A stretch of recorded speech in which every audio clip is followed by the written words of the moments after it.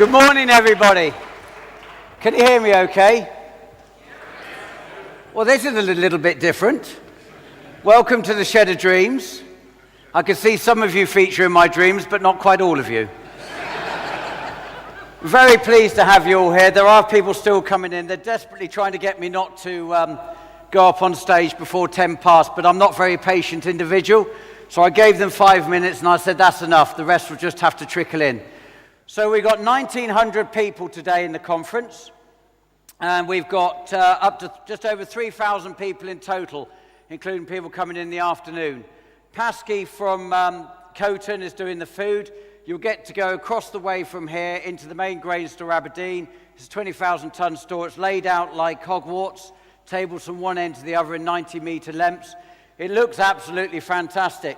Yesterday, I had to keep pretty low profile because, you know, when you see a lot of people are strained. But what an amazing team. If you ever wonder about your team, put on an event like this and you see them all pulled together and the strength of that team and working together and me sort of being out the way. And I need to special thanks to a couple of people. Gordon Pace stepped in to do effectively what my role should be because I was busy entertaining other people yesterday. And there's people like Kate Dark that have done all the setting up on the system, and then cameraman Tom will want a special thank you, but we tell him that he doesn't need any thanks, but he's at that age of 24 where he has so much confidence it's almost exhausting. He thinks he's God. But, it's exciting looking at you. Who's feeling positive about farming? Come on, we can do better than that. I want this to be about positivity in farming. I don't want this to be about, all the problems we have. We know we have problems. We've got to find a way through it. I think, is that camera moving with me? Oh, it's not. Yesterday, they put this camera up that moved with me, and all I could see when I looked around was my bald patch. It was very intimidating. And yesterday, I got...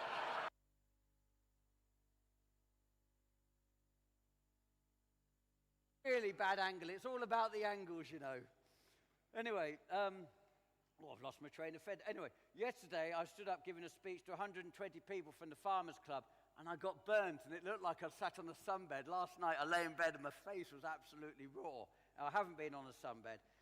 Cousin Michael won't come on stage because I wanted to do a weigh-in. I had it all planned. I was going to put a weigh on the stage, and we were going to weigh up and see. But I think we all know who's won, don't we? And I was surprised just in the entrance how many people just said to me, "You're smaller than I thought you were." And I think they're meaning height, not necessarily girth. But anyway, so a bit of a timetable of what's happening today. So if one thing that I achieve out of doing this, and this, we only came up with the concept after people kept asking on the YouTube channel, will you do an open day? And so on the 22nd of November, I agreed to do it. So it's actually been a relatively short period of time, but the team has pulled together all of this and made a big impact to allow this day to happen. Now, there's a couple of things about this we've got to take into account is actually, without the sponsors, and you can see them listed around the room, and there's over 70 of them that got stands out there, this wouldn't have happened. They've all put their hands in their pocket and they've made today possible. The costs of throwing something like this are somewhat breathtaking. I must tell you, it's surprising what comes out the woodwork that you've got to pay for. But please thank all of those stands. Please thank everybody that's here, because actually they have made this possible for us to actually spend time together and have some positivity about farming. And if at the end of today we can actually all go home and feel positive about the industry and want to kick on and be there in the future, then I've done my bit. Because I really do love the industry, and I think that there's a lot of people feel the same, and we've got to find a way through all of our problems, and we've got to make sure that there is a future for the next generation. I'm looking at my daughters down here below. Oh dear, that nearly got me. The oldest one, Matilda, she's now interested in farming. Maybe today might put her off, I don't know. And she's too young for any boyfriends as well, so I don't want any of that problem yet. I've got 3 daughters, and it's one of my biggest fears is how am I going to vet the boys? Disaster. I think I'm going to do it the old-fashioned way. I'm going to do it via acres. That's going to be the way to do it. So anyway, before I waffle too long, and Tom Heap, who is our wonderful chairman today, who's down here, stands up and tells me, you've had your time, James. I just want to go through the quick timetable, what's happening. So, Tom, if you wouldn't mind putting it up. I didn't take a clicker with me. He says I've become a diva because I've asked him to do it. Right, so what I wanted to put together is who's going to speak today and why. And Michael Horsch is one of the most impressive people I ever met on my Nuffield Scholarship. I met him in 2010, and you can see that I effectively think I'm his love child because of the amount of Horsch machinery I have on the farm. But he is a visionary in agriculture for me, with the fact that I can talk to somebody that builds machinery as he does and actually talk about ideas and share ideas. Now, that's actually quite uncommon with a lot of manufacturers. But Michael is quite giving with his time, so he's going to do a piece on, well, there's actually no telling what Michael's going to talk about, to be perfectly honest. We had a chat yesterday, but there's no telling. And then we're going to put David Cox, so he's going to do it on scale in Australia, because I wanted to point out where our competition is and what they're doing and how they're getting growth, so we can think about what we need to do in this country. And then Nick Evans is going to stand up and he's going to talk about financing, because without expansion, and as you probably know, but I don't think about anything else other than more acres or expansion. It is one of my sort of only thoughts of the first thing in the morning and last at night. He's going to talk about how we're going to finance it, because as we all know, we've lost single farm payment, we've lost SFI effectively, and, you know, that is a big challenge now for the industry. But there are quite a lot of the world is not actually subsidized. So we actually do have competition in that sense. And it doesn't help for just 30 miles over the water. They have got £250 a hectare. And then we're doing a panel discussion. Now, there's some wonderful people here who run some very impressive, powerful businesses. And we want to get some really good questions out. Now, this is Tom's job. This is what Tom's got to do. He's giving me a good nod. So we're going to hopefully get to the core of what actually we can do as an industry.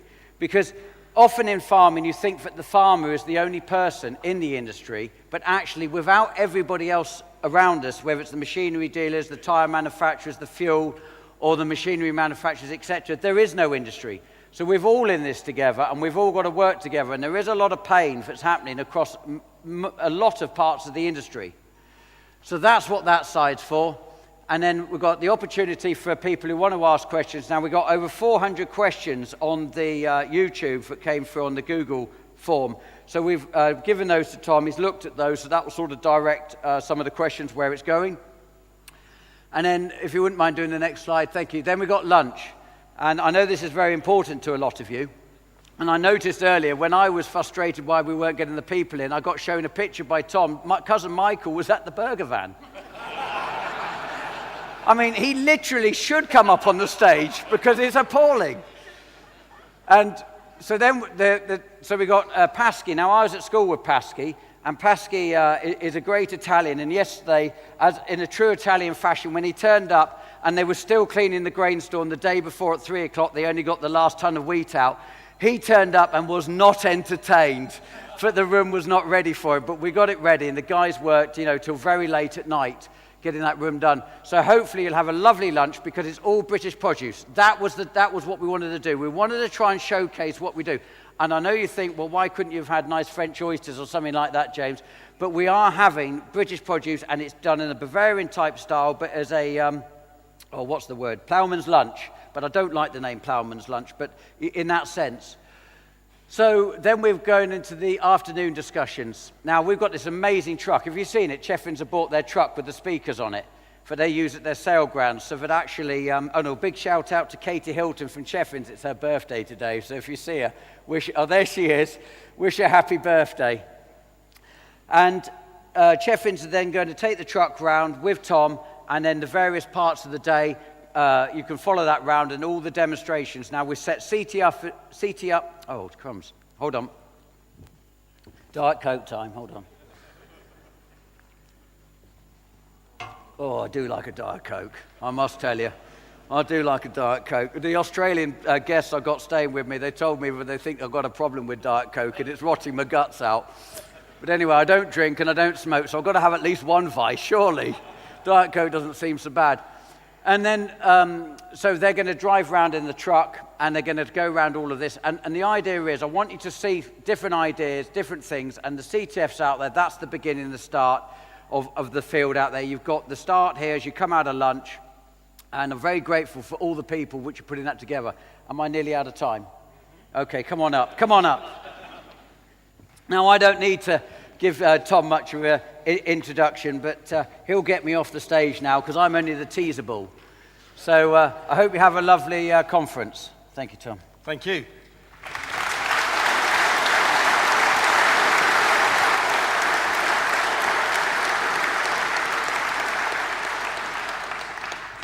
Geez, it's getting him to shut up. That's the trick, isn't it? No wonder he's so good on YouTube. I was told that one of his key skills is delegating, but he's already taken most of my roles, which is to tell us what's happening today. I noticed on the news today that this is the day that Glastonbury opens. So lots of people coming into a field, some of them high on drink and drugs by 10 o'clock in the morning, all keen to see acts on stage, some of them aged stars, some of them young bucks. And as I said, Glastonbury is on as well. So I think we will have a really, really good event today. I'm not going to talk for very long at all now. Just to say, for those of you that don't know, I'm a journalist who's specialised in agriculture and the environment and business for the last 25 years or so. On Countryfile, because I tend to do the more serious stuff, some of the people on Twitter call me the Grim Heaper, which I have to say is pretty good. But actually, personally, I'm not like that. I am quite a glass half full, positive, optimistic kind of person. And I meet a lot of farmers in my job. And the overwhelming feeling I get from them is that they can do stuff. They want to do stuff. And they have the abilities. They have frustrations for sure, but they have real talents. And it is one of the most diverse, extraordinarily demanding, but rewarding jobs you can get. So I'm going to be back at various times just to introduce people and occasionally, as you can see, to sort of throw them off stage. But first of all, to talk about the future of machinery, as mentioned earlier, we have Michael Horsch. Thank you very much.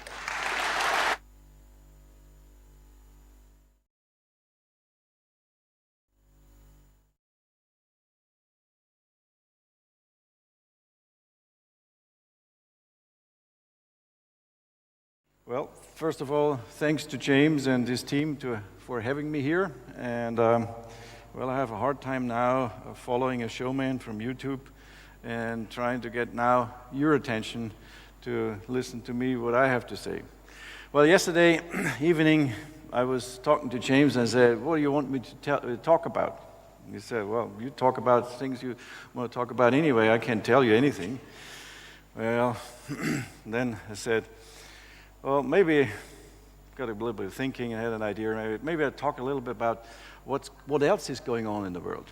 And if you think James Peck is the only crazy guy I'm dealing with, I have many of them.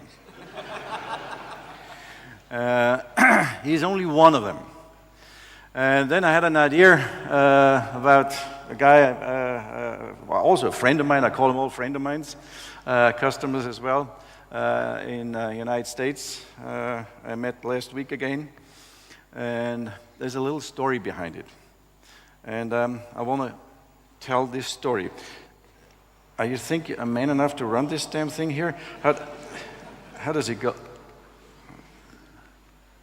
Oh, here. It works. It works. Okay. Anyway. Most of you, I guess, are crop farmers or farming crops, normal cereal crops, no special crops, no high-value crops. If you would be a cereal farmer and had to pay rents around 325 pounds an acre, what would you do? Give up? Or start to think completely out of the box? Well, I want to tell you a little bit about a little story about those two friends of mine, almost as crazy as James is. But they represent a classic bunch of new type of farmers we find more and more in North America. We do a lot of business in North America and Canada and the States and so on. And this is a classic father and son operation. Finfrox is their name. Both are Marvin Jr. and Marvin Jr. 3. That's what their names are. It's a funny thing when the son calls his father Marvin Jr. Anyway, the right guy is Marvin Jr. 3. The right guy could be my son. He's 36 years old. I mean, he is as big as he can be, but his mouth is even bigger. If he would be around here, you would even find out him not being in this room. I mean, I have never seen a guy has as big a mouth as this guy got. But normally, when a guy has a big mouth, there's not much behind him. You know, he's sloppy, he's messy, he's not getting things done. He's just the opposite.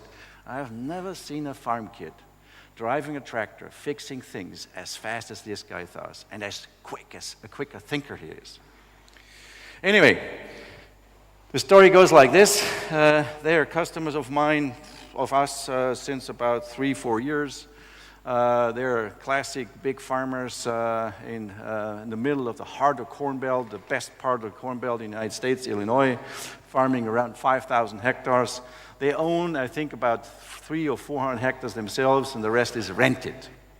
Rented at an average of 325 pounds an acre. So, and you only grow corn and beans. The only difference in rotation is sometimes it's beans and corn, and the other year is corn and beans. That's the only difference. So you better make up your mind. What are you doing? Because you have to earn $4.5 million just to pay the landlords every year before you start paying, before you're earning something yourself for your family. So how to do that? And we have many of those new type of farming families, especially in the Corn Belt, that's farming 10,000, 15,000 acres, only with family members, hardly any hired help. That's the next problem. There's no hired operators anymore. What you can hire is drivers. A driver that runs a $2 million worth of a piece of equipment only looks forward, and if he hits a tree, he doesn't care. Then it's over. So what those guys do, every expensive equipment they drive themselves. So anyway, last year, around end of July, beginning of August, we had another field day in southern Illinois, and so both Marvins were there. And the year before, we introduced a new Maestro with a high-speed metering unit, singulation unit, where you can do up to 13, 14 miles an hour seating. So we had a couple of guys there that used it already for 2 years in a row, and we're doing very well. So anyway, young Marvin came up to me, and I was just telling him, say, Marvin, now I got a new 60-foot, 24-row 30 or 36-row 20 high-speed planter. You can do up to 500 acres a day easily. And so I was all geared up and tried to fire him up. And old Marvin, the young guy, he looked at me and said, the young Marvin 3 looked at me and said, this is not enough. I need to seed more. I cannot plant. This is not enough planting for me. It's too small. And I heard that the third time from him. And I got so mad.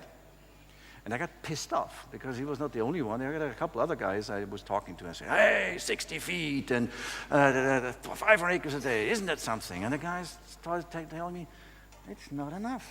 We need to do more because I'm around the seeder myself, and I want to be as efficient as I can. I want to be as efficient with my time I spend when I put my crop in, because that's where I make most of my money. Putting the crop in with quality and speed and at the best days and catch the best windows of the year to do all my planting. That's where the money is. I got in the plane in Chicago, mad as hell, got my computer out, have a 3D drawing system on there, have lots of data on there, couldn't sleep for 8 hours, and started drawing up a new planter. And that was what came out. I got off the plane in Munich, let's say the next day, and then my son, who is running United States, he lives in the United States. I sent him a WhatsApp showing him the new planter I had in mind.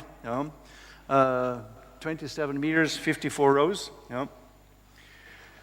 This is even for you English standards, big, very big, you know. Even for James, this is a little bit too big. I don't think you can take this down those narrow roads here, you know.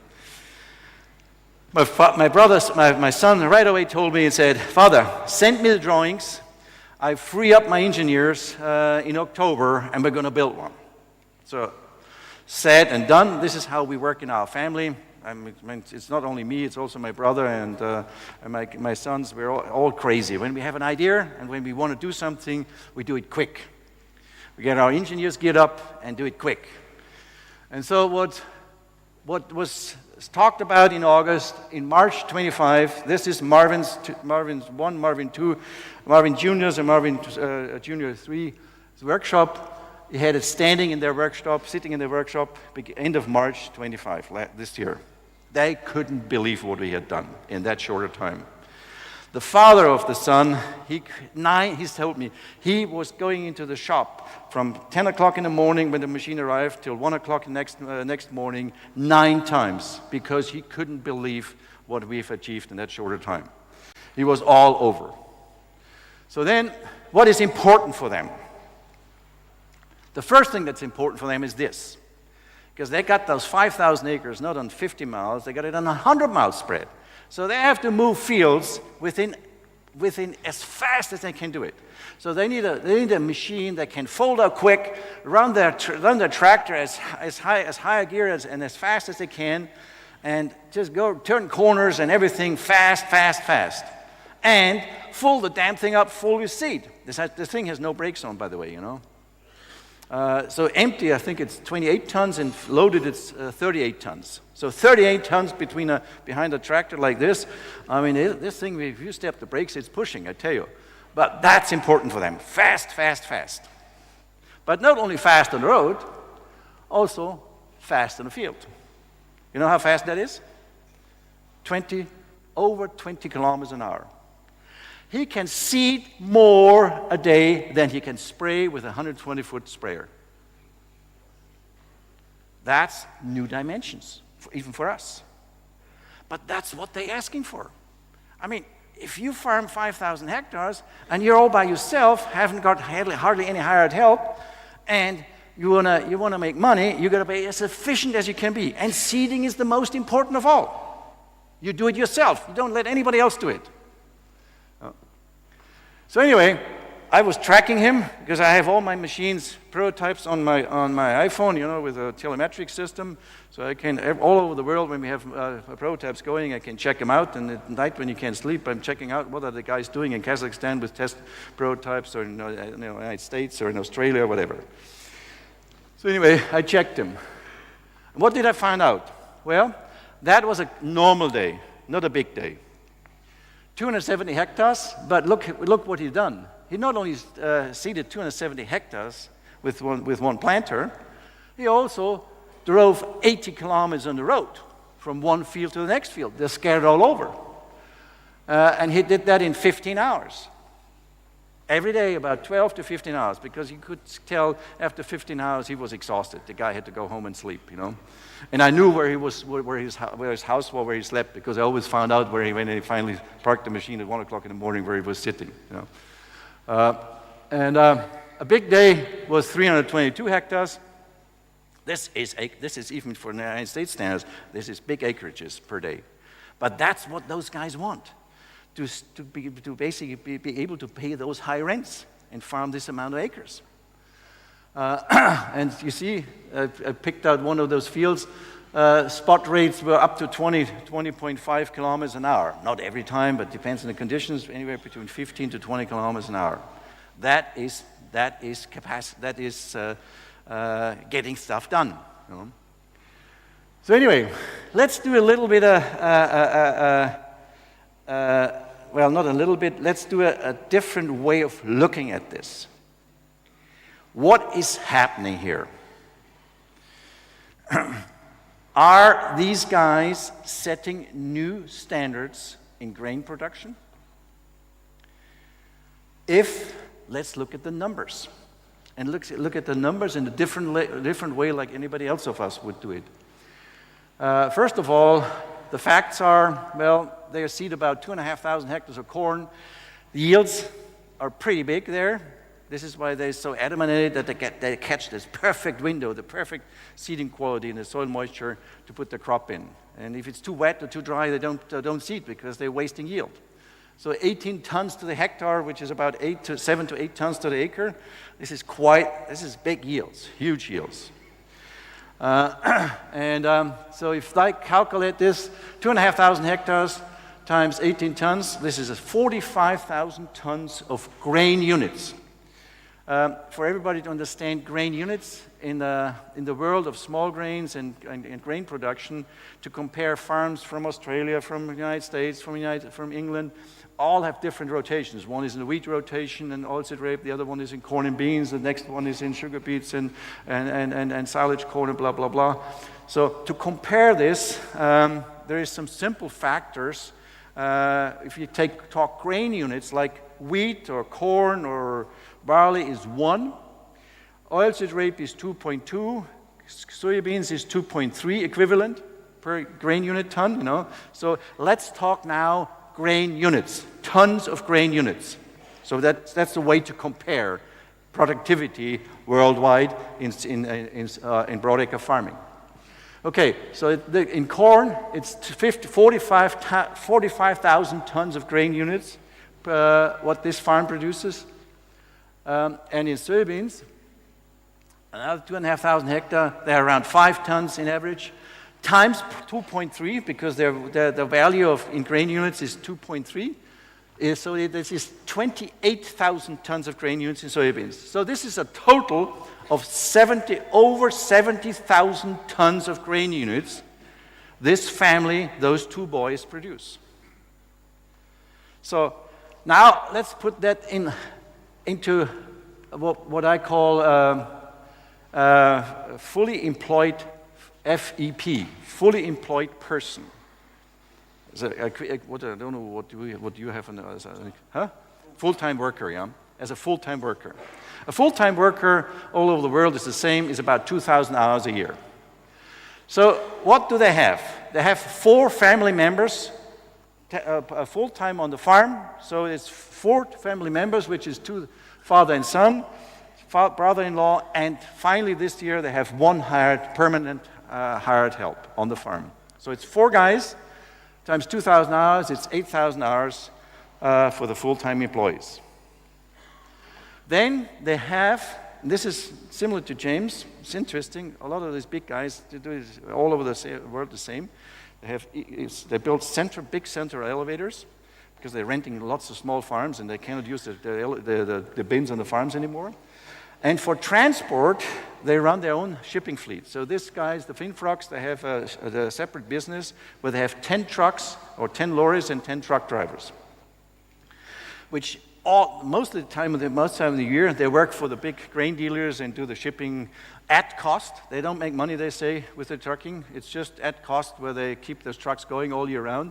And only for harvest, they pull those 10 trucks in for themselves because they haul off the field directly to the traders, to the big grain stores, their corn and beans. So this is an average of 400 hours per truck driver that works on the farm. So this is 4,000 hours only trucking for the farm itself. Then, that's the way they do it. They don't run their own sprayers. They have a nice contractor which has sprayers for themselves, for them available, and does the spraying and fertilizing for them. So they have time to do the scouting.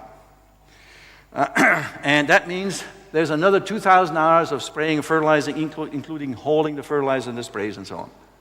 So that adds up to 14,000 hours to do what? Well, if I take 14,000 hours divided by 2,000 per person, that means this is 7 fully employed people on the farm.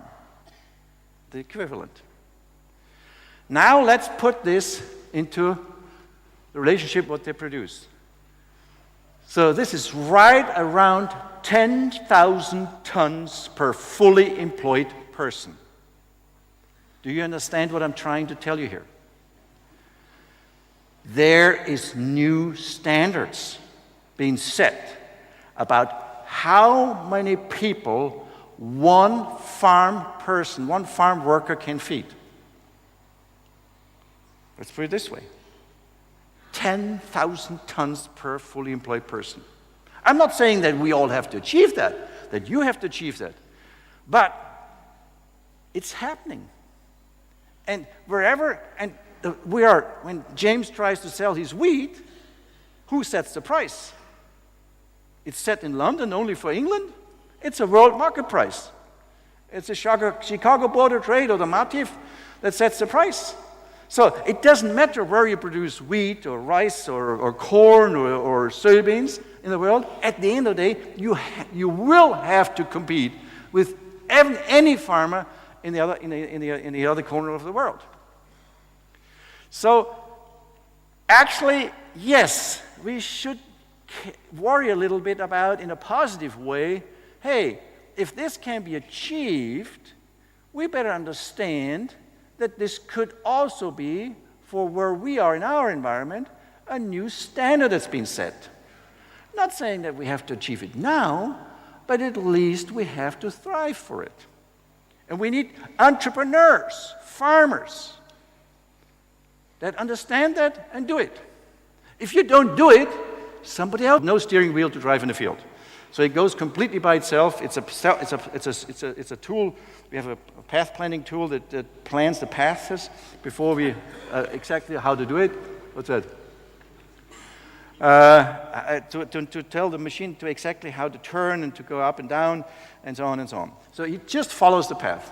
Anyway, we came up with this, when we took it over there, the first 2 years we had lots and lots of work with software because it's not very easy to make a gantry go straight because it starts dancing on you. And then when it starts dancing, you cannot stop it from dancing. So we ended up with using 2 GPS antennas and lots of algorithm, complicated algorithm software. But finally we got it done. But what we realized is that machine, even though it's just a stupid, simple hydrostatic drive, well, it's a high-end hydrostatic drive we're using. And we had on the same farm 2 Fendt tractors, 942s with our 60-foot planters with 36 rows for 6 seasons, side by side, dry seasons, wet seasons. We ended up, after 3 years of 6 seasons and 12,000 hectares seeding, that this machine had 7% less fuel consumption per hectare than the Fendts had. And the Fendts, you know, are pretty good in fuel consumption. That means even though a hydrostatic drive with lower energy efficiency in this concept is far more efficient as a whole than a stupid tractor in front with lots of weight with a very efficient transmission. That's one thing we found out. The other thing we found out, that this machine is so darn simple to build. There's nothing to it. Nothing complicated, folding, because we just turn the wheels around and go straight down the road. You know, easy flexing, easy fixing things with hydraulic hose tripping. So we ended up basically saying, now we take it into production, and we start a small series of production for Brazil now. So it's a quite interesting project, but right now only for Brazil. And we're getting this 400-500 hectares a day of seeding done, so the guys are excited about it. And finally, 2 more minutes, and then you can come up here. Well, it's up to them. I can leave now. Then I said to my engineers, or my brother started doing this discussion with my engineers. Hey, if we get 40 foot, 80 foot, 34 meter going, how far can we possibly take it? So let's make a prototype about 36 meters. Okay, so we did this, and this was about 8 weeks ago, and in our engineering center in Brazil, in Curitiba, where we took the first time a 36-meter machine with 72 rows out, on 3 wheels, you see, 1 in the back and 2 in the front.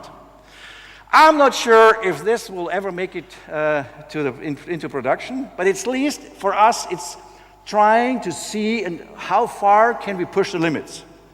But I tell you already now that I'm not so sure if this is not a little bit too far. But at least if you don't do it, you never find out. But anyway, last but not, well, this is how we drive them on the road, just to show you how we do it. Just turn the wheels around and go the other way. No? But this whole thing about robots, running robots in the field, all depends not on the machine itself and the sensors and so on. It all depends on the path planning tool, like this here. So we designed our own path planning tool. This is a very awkward field where this is for a sprayer, for instance. We tell the system, the algorithms, show us the most efficient way how to go around the obstacles and have the least amount of turns and go through the quickest through the field. And this is very accurate planning. There's a lot of data, a lot of software behind this and algorithm and calculation. And if this is done perfectly, those robots that just showed you it's very easy for them just to follow and do it. So actually the robot is a dumb machine. That's it. Thank you.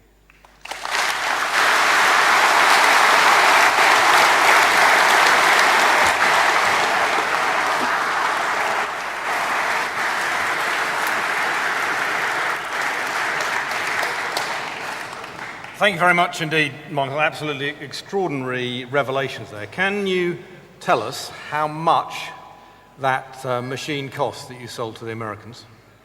Which one? The big one, the 20, was it 20 meter, 26 meter? I don't know it yet. But I'm acting stupid, but I don't know it. But I mean, at the end of the day, they don't care what it costs. As long as I show. But isn't that the thing? I can roughly tell you per row, a planter anywhere between 60 to 90 feet. I think we're talking $750,000. Something like. Actually, that robot that just showed you with 24 meters, we are now offering in Brazil, including 5 horsepower machine, including everything, for a little bit less than $1 million. So it's a rather cheap machine. Okay, bargain. You heard it here. Thank you very much indeed. Thank you.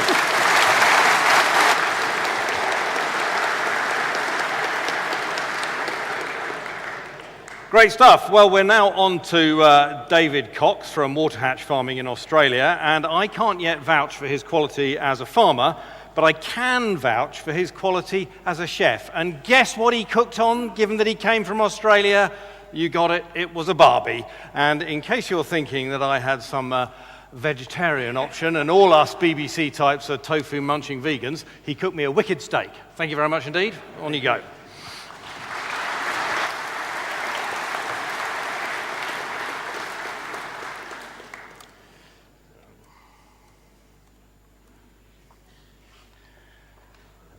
So the year was, yep, you can hear me. The year was 2005. I was sent off around the world on a Nuffield scholarship with the imprint of a size 9 up my rear end from my father. I was in the Farmers Club in London with my wife. We were enjoying English breakfast tea, cold toast and marmalade. We were chatting to a lovely old lady next to us, and her husband's come and joined us, and she said, "Hey, Roger, they're from the colonies, you know." Of which Roger has replied, "Oh, how quaint." So, my name's David Cox. I am from the colonies, and I'm here. I'm just going to talk a little bit about farming in Western Australia, our business, how we've grown to a point of my wife and I farming 70,000 acres in Western Australia now. And the brief from James was actually talking about farming without subsidies. It's a little bit foreign to us. We've never had any subsidies. We don't know what they are, and the thought of getting up in the morning and getting given money for nothing is a little bit foreign to us. So one thing a few of you will say, "Oh, what about your fuel rebate?" It's about the only thing. You guys have your white and red diesel. Ours is all full Bowser price, and we get a rebate because we're not using it on road. So that's mining, fishing and farming. So, right, I do have to do notes, but yeah, so as I said, we're in Western Australia, my wife Sally and I and children farming at the moment. We've been through quite a big expansion over the last few years, and just a couple of sayings that I will just carry on through my talk. In a rapidly expanding business and also farming these days, when you get out of bed in the morning, we aim to thrive, not just survive. You aim to thrive. Sitting back and accepting how things are, just can't work in our business. Also an expanding business, we work, chance favours a prepared mind. You need to know exactly what your goals are. You need to know your borrowing capacity, you need to know how you're going to fulfil goals, and that has to be in the front of your mind at all times. If someone comes to you, an agent comes to you with an opportunity, which they do, now we have farmers coming to us, you have to be there ready with a mindset, yes, we'll do it, we know how to do it. And now in later years, we've got corporates coming to us, offering us opportunities. Yeah.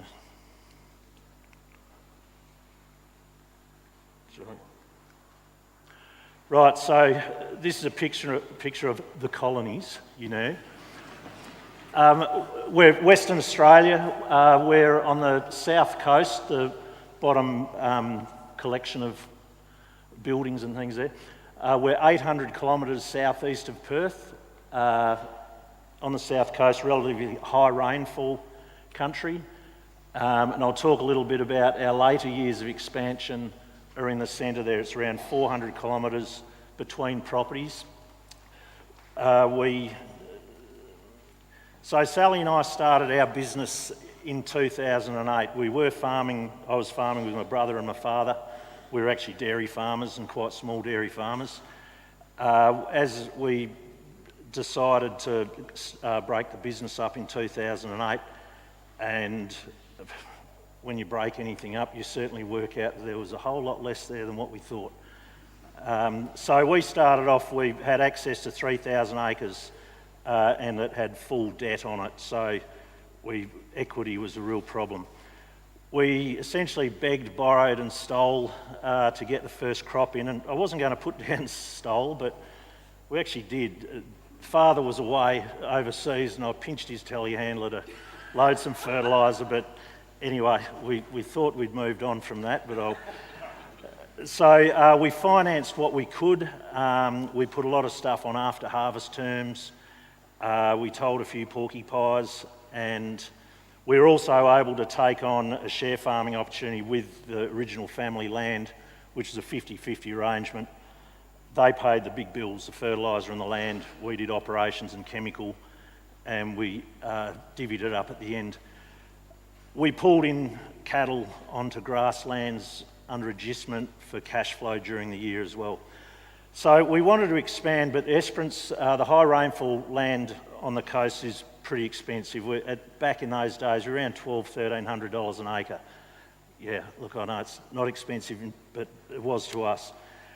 We just couldn't expand, so we looked at lower rainfall country in the East Hyden and Eastern Wheatbelt area, which is this central grouping there. We're looking at land that was a quarter of the cost of Esperance, and there was actually a lot of land available.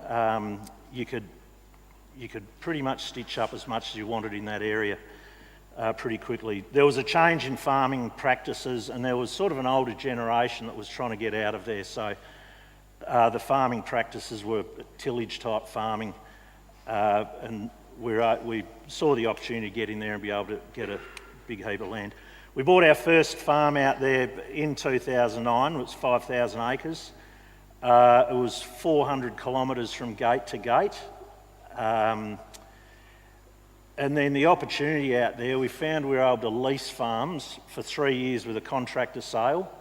These farms are only $250 an acre, and we were harvesting a tonne of canola off it. So jumping in, leasing lands for 3 years, and then after 3 years we're paying cash for them. And we were rolling farms in behind this. So we very quickly, over 10 years, we put together around 35,000 acres in that area.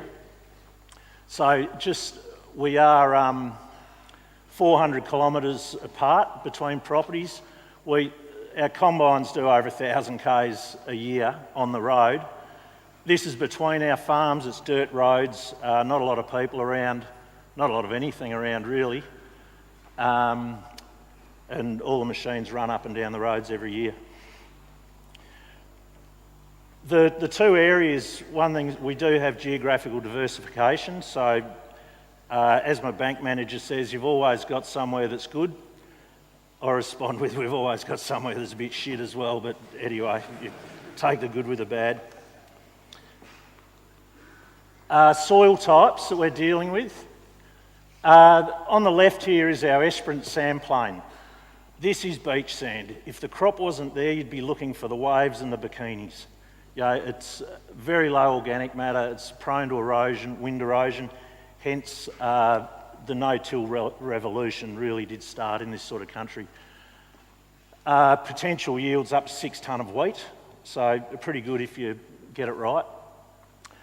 And then the other end of the spectrum is some of our heavy country out in the eastern wheat belt. Really heavy red ground. In a wet year, it'll grow anything, but in a dry year, it'll give you nothing. And then we've got every soil in between, from grey clays to acid sands to sandy gravels to you name it, and also in the same paddocks. So, yeah, our grain yields across our properties do range from... Now, that phone ringing where I come from is a carton of beer. So, have you...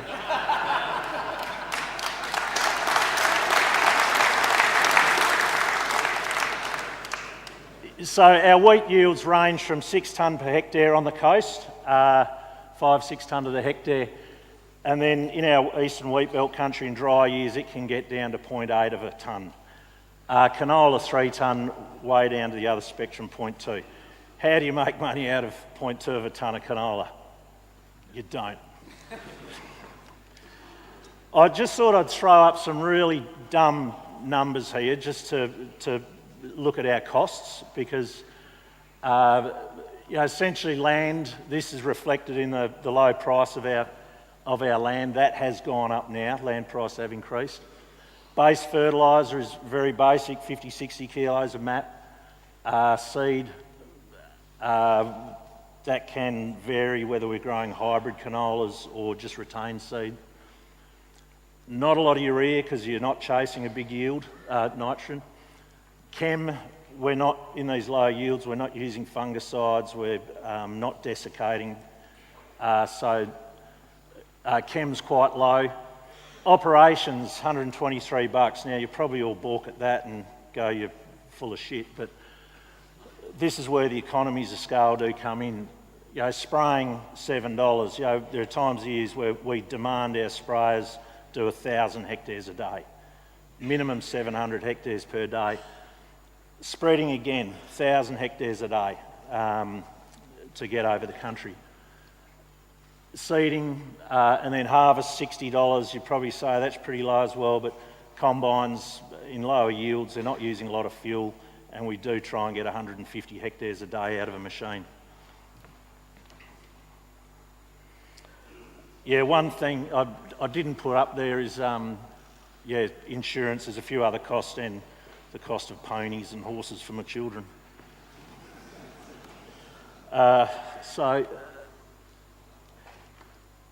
as we went on, at that stage we were at around 45,000 total. Land in the last 5 years has really jumped. 5 years it's probably increased fourfold. So our Esperance country's gone from that $1,200 an acre to 6,000. Our eastern wheat belt country from around $200, $250 up to $1,000 an acre.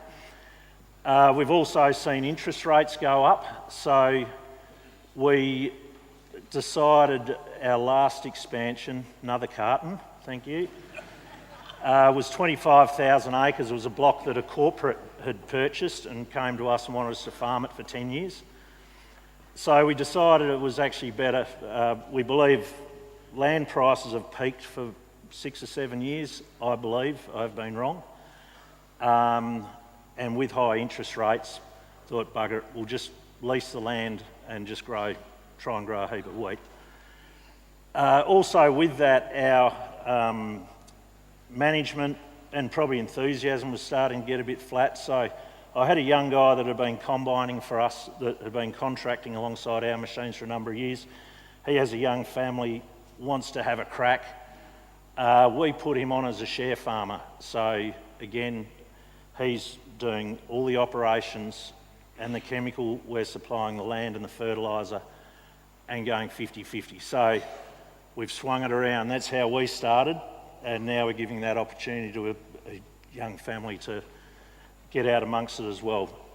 When you bring in a share farmer or a contract farmer, you don't only get their machines and their operations, but you get their enthusiasm. You know, I'm beyond getting under a machine at 2 o'clock in the morning fixing the thing, whereas they'll do it. They bring that excitement back to the business. 2 years ago, we were able to buy all our family's farms in Esperance out, and those prices had gone way up since we last negotiated.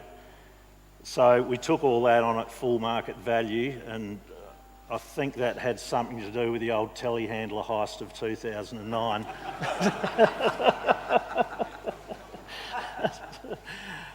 All of our farms that we buy, we set up individual trusts for every single farm, and this is sort of for succession planning, the changeover, because obviously with capital, probably similar, capital gains tax, stamp duty every time it's passed on. So, we run 7 or 8 trusts. It's just $1,200, set up another trust.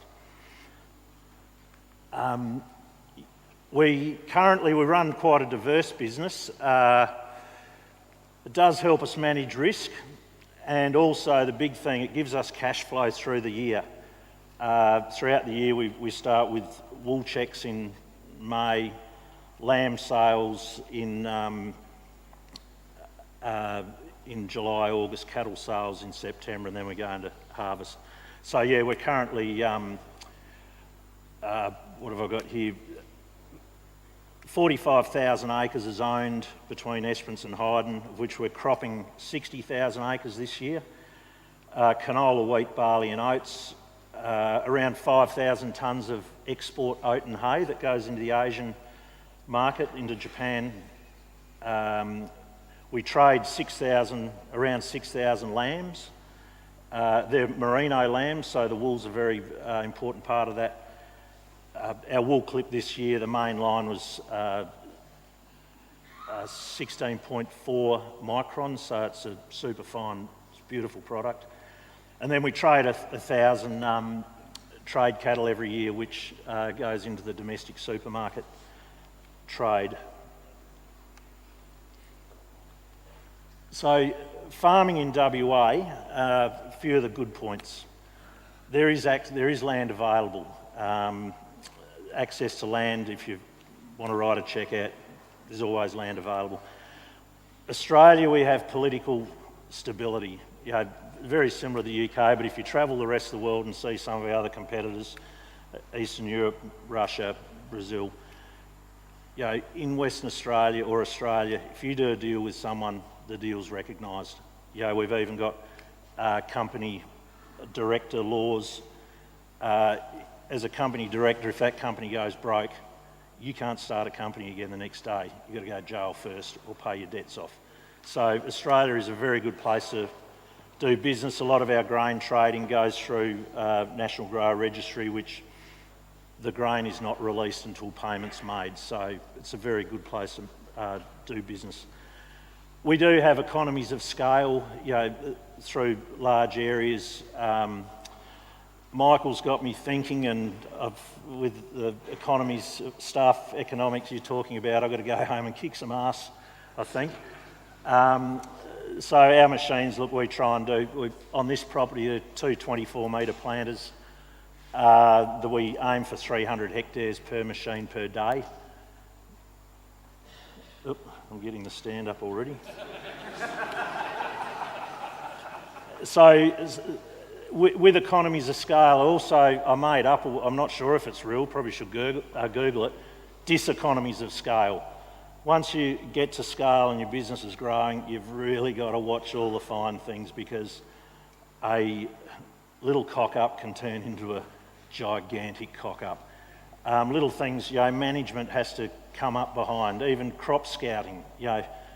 One guy could crop scout for 5,000 hectares or so, but once you go to 20, 30,000, you need a heap of people scouting crops. You miss one thing, miss one paddock. I mean, I've got paddocks I haven't even been in. that we're farming, so I'm no longer a good crop scouter. Some of the issues in Australia is, here's a familiar story, we have a very anti-farming government.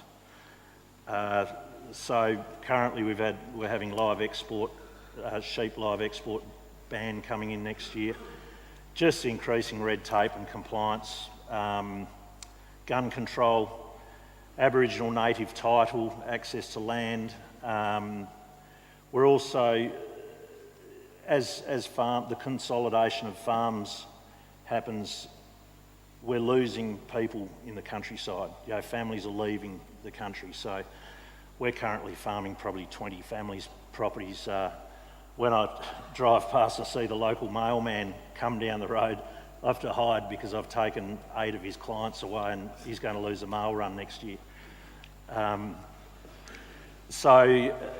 But this is changing a little bit now. We're trying to attract families back into our business as managers and leading hands, and hopefully they're bringing families back into some of these areas. Yeah, government policy, changing policy is a problem. Just the other day, they're bringing in a law. A lot of properties were bought in self-managed superannuation funds in the late 90s. There was a big government policy push to do that. Now they've changed that any superannuation funds that are worth more than $3 million, so it's £1.5 million, are going to be taxed at a higher rate. So there's just this massive rush to try and get out of these superannuation funds and get it back into trusts. So this flip-flop, we've got a real doozy that's possibly coming in, unrealised capital gains tax. So that's if your grandfather bought a farm for 100 quid, now it's worth £1 million. Without selling that farm, you're going to get a bill, at our rate's probably 42 cents on the dollar, for about $420,000. Yeah, even though you haven't sold, it's an unrealised capital gain tax to be paid. That's going to be brutal if it comes into farming. One of the cost of machinery is a big issue for us. Essentially, in this country here, the lower rainfall country, for $1 million worth of land, it's really costing us around $1 million worth of machinery as well. So that's something that's we really have to manage on the journey. Technology, quickly, is a double-edged sword. West Australia has led in minimum till weed seed management. I mean, we've been auto-steering tractors since the late 90s, and one of the problems we're coming up against now with tech is the people to keep it going. Yeah, it's all well and good, but this Esperance site will hold around 1 million tonnes. It's about 1 kilometre from the port, so it's all ready to be delivered. Each one of these open bulkheads holds between 30 and 40,000 tonnes. Very simple, very cheap storage. It's just stacked, drag a tarp over it, and then it's opened up. We'd have canola in the round sheds and smaller varieties, smaller segregations in the sheds. Now, one thing with CBH, our 20 million tonnes in the... We're really badly overrunning. Could you bring it up? Right, okay. 20 million tonnes has to be delivered in 6 weeks, so it has to be super efficient to get it in. All this would come in 6 weeks, so it is bedlam. Look, I was going to quick CBH. One thing around CBH is member-owned. You can use all this for $2. You $2 to become a shareholder. All these facilities, very competitive storage. It's only $15 to deliver and store for the whole year, and then we market to the world. So all the marketers, it's all on your phone. You see all your grain prices every day. While I'm sitting at the beach, flick, sell, paid in 7 days. And once we deliver to CBH, we don't have to touch the stuff. So CBH also transport 25 locos, 500 wagons, marketing and trading. They have an arm, marketing trading arm. Finance, we can pre-sell crops with them. The customers, over 200 customers worldwide, they have come in to start doing fertiliser, etc. It's the strength of the cooperative, and we started selling fertiliser just to keep the bastards honest. So it's another good use of the co-op. And basically a lot of investment today is getting that 20 million tonnes to the port and on the water in the first 6 months of the year. So I think James is saying he wants to start harvest on Monday. We need our West Australian crops sold before Monday. But our shareholder base investors are from food and are from the industry.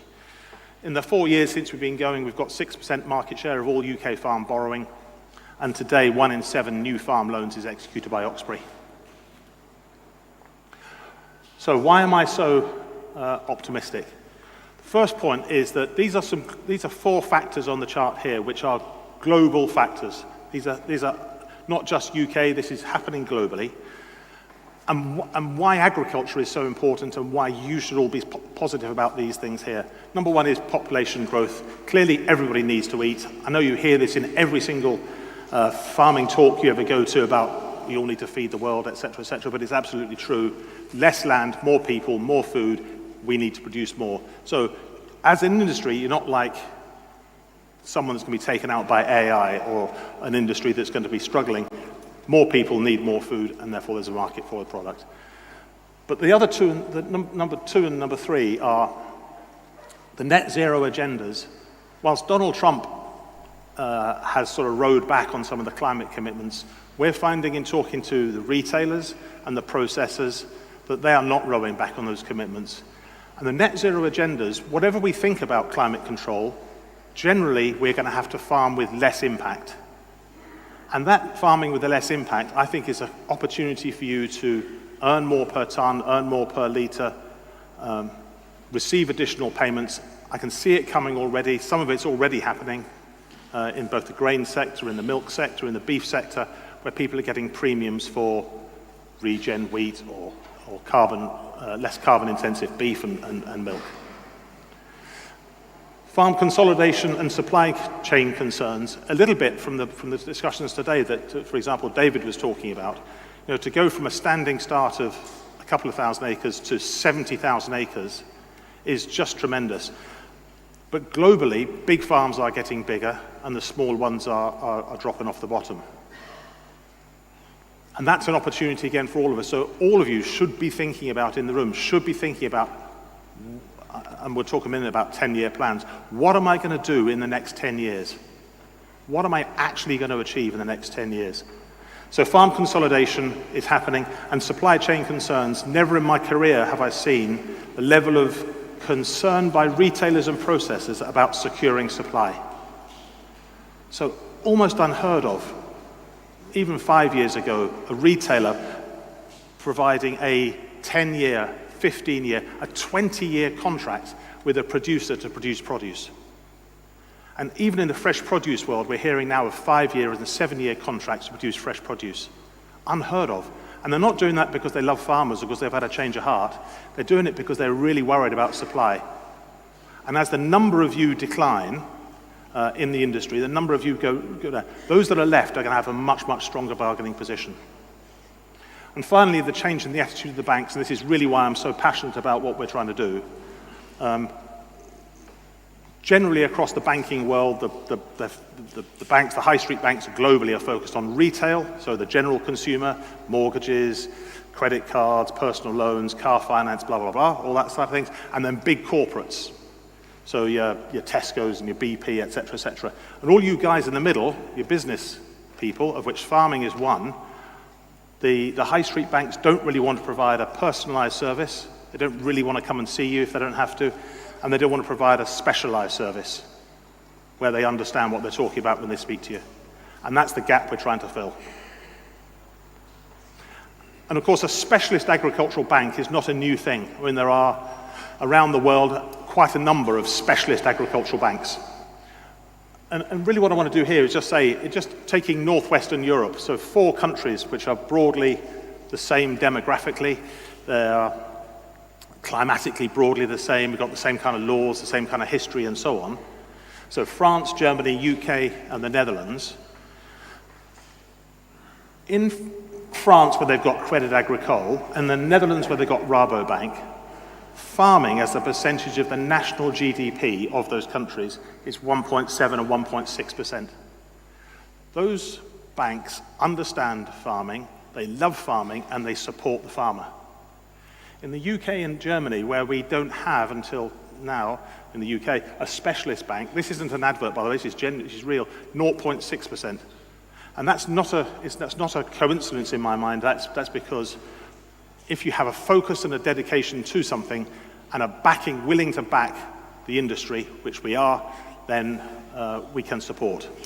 And that support includes things like import substitution. I mean, why are we only 60% self-sufficient in food? It's a nonsense. We can grow more. Export opportunities. We're involved in a deal with Wagyu, with Warrendale Wagyu, which currently goes through Aldi.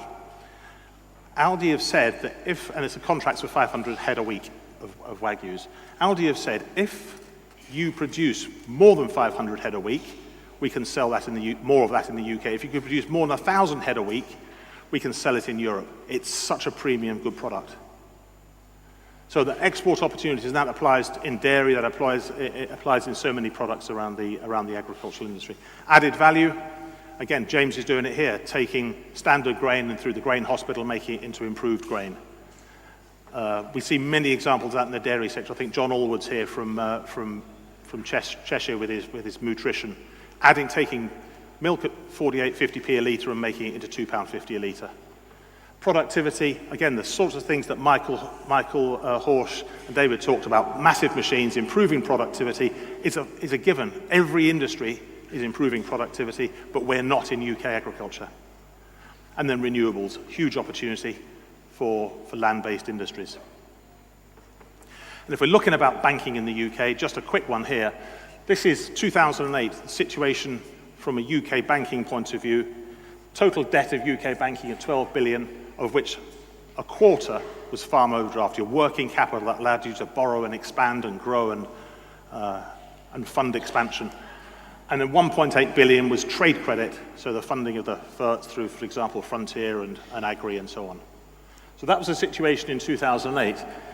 The situation today has radically changed, and if those of you who are thinking my bank doesn't love me anymore, and again, not trying to be an advert here, but total borrowing has gone up, and that's predominantly funded the consolidation of farms.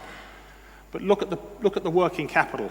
All of you need working capital, yet the working capital provided by the banks is down to 1.45 billion. It's almost halved, down 52%.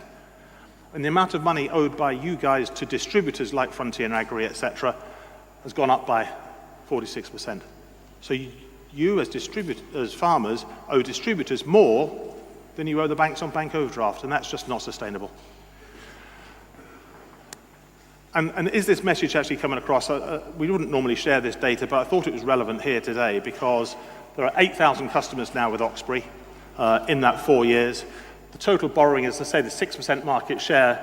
By the time you added the columns on the right in the black, white and grey, black is our paid out business, grey is our not yet drawn, and white is the pipeline about to be drawn. So you can see very rapid growth nudging towards 2 billion and 10% market share in what will be less than 5 years. So the message of specialization and understanding of agriculture genuinely works.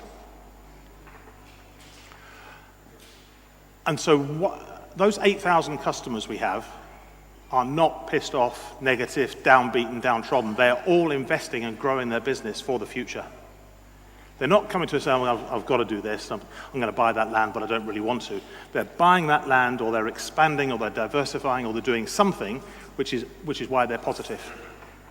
And if you look at the split, that 1.256 billion, so we're over our plan at the moment, but the business is divided into 3 types of lending: long-term loans, asset finance, and revolving credit. And each of those areas has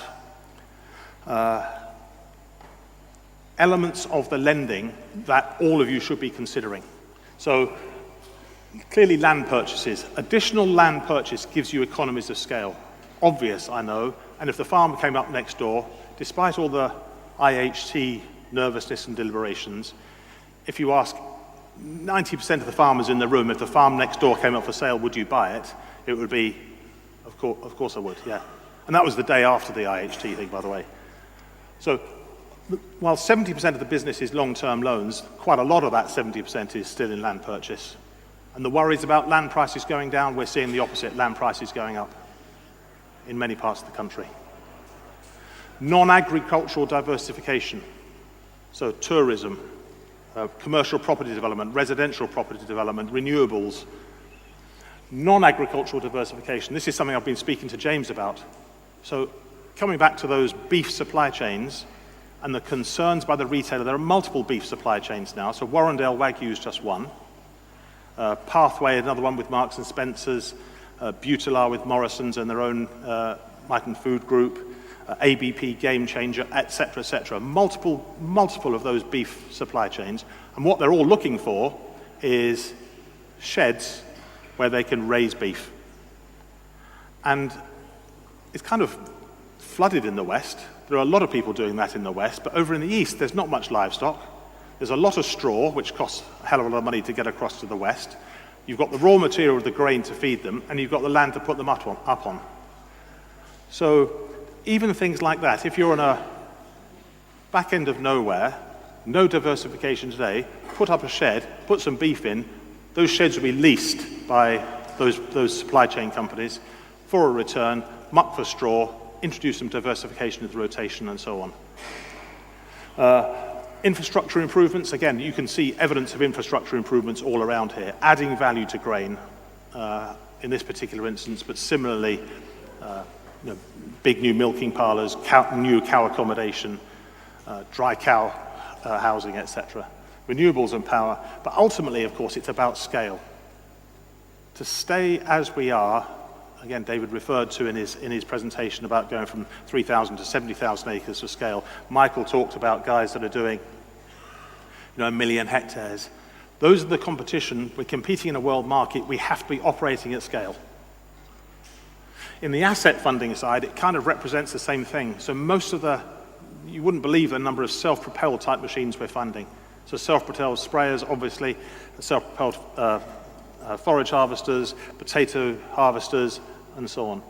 Larger, more efficient machinery, automation, robotic milkers, and assets that allow the scaling of the business. So going from single deck free range to triple deck free range. And finally, revolving credit, additional working capital. So for those of you in the arable sector who are seeking to expand, the logical place isn't necessarily to buy land, it's to take on the next door farm. But to do that, you're going to need more working capital. It stacks up in many cases, depending on the price you're paying, but it stacks up in most cases, but you're going to need more working capital. Specialist funding schemes for input and livestock, and then distributor funding. So that's what we're about doing. And coming back to the scale point, this is England. So apologies for those from Scotland and Wales, but just these are the English numbers. But the story's the same, and the story's the same globally, by the way. So just looking at the right, 18% of the farms in the UK now, you might argue that those on the left-hand side aren't really farms, but 18% of the farms produce 80% of the output of the sector on 60% of the land. And if you look at the bigger farms, the very high farm size, which is classified, by the way, as only £425,000 worth of output. So 400 is a very high. Less than 10% of the farms produce over 60% of the output. So the direction of travel is about scale. So for those of you who aren't thinking about scale, you should be. Similarly in dairy, again, 25% of our book is dairy. We love the dairy sector. But one third, when I left university in 1985, 36,000 odd dairy farmers in the country. Today, really, one third of that number. But those have produced this, fewer cows producing more milk from fewer farmers. And the attention to detail, again, it was described by both the previous speakers about attention to detail. And in a minute, I'm going to talk about planning. But this just shows the scope for every single person in the room to improve. Look at the difference between the most productive farms in the little blue ones, the light green ones at the top, and the blue triangles at the bottom. That's the difference in outputs and inputs ratios between the best and the worst. The top 25% and the bottom 25%. The scope for improving your own productivity through better planning is significant. I don't need to say too much on this. This is embarrassing. UK farm productivity is not increasing. All of us in this room have a duty to do something about that. If my personal objective, my 10-year plan, is that UK farming exceeds 1% of UK GDP. That's when we'll know we've really made a difference, because we'll have backed British farmers to do more and do better. And we haven't. It's not a high hurdle to start beating this. Look at Ireland, 40% up since 1991. So my main point, and I have to really thank Chaveries, and those of you who've seen the Chaveries stand over there, well worth speaking to those guys. They're not just accountants, they're business advisors. They are absolutely brilliant. They advocate, and we back, the idea of a 10-year smart plan. So if there's one output that I would like you to take away from today, it's about what am I going to do in the next 10 years? And leaving the farmer in a better state than I found it in is really, it's like lift music. It's not like AC/DC or something. It's lift music. It's quite a dull thing, and it's not specific. It's not measurable. It's none of those smart type things of objectives. What do you want to do in the next 10 years? I know if I spoke to James, he wants to get to 25,000 acres. He's thinking about something to do with livestock.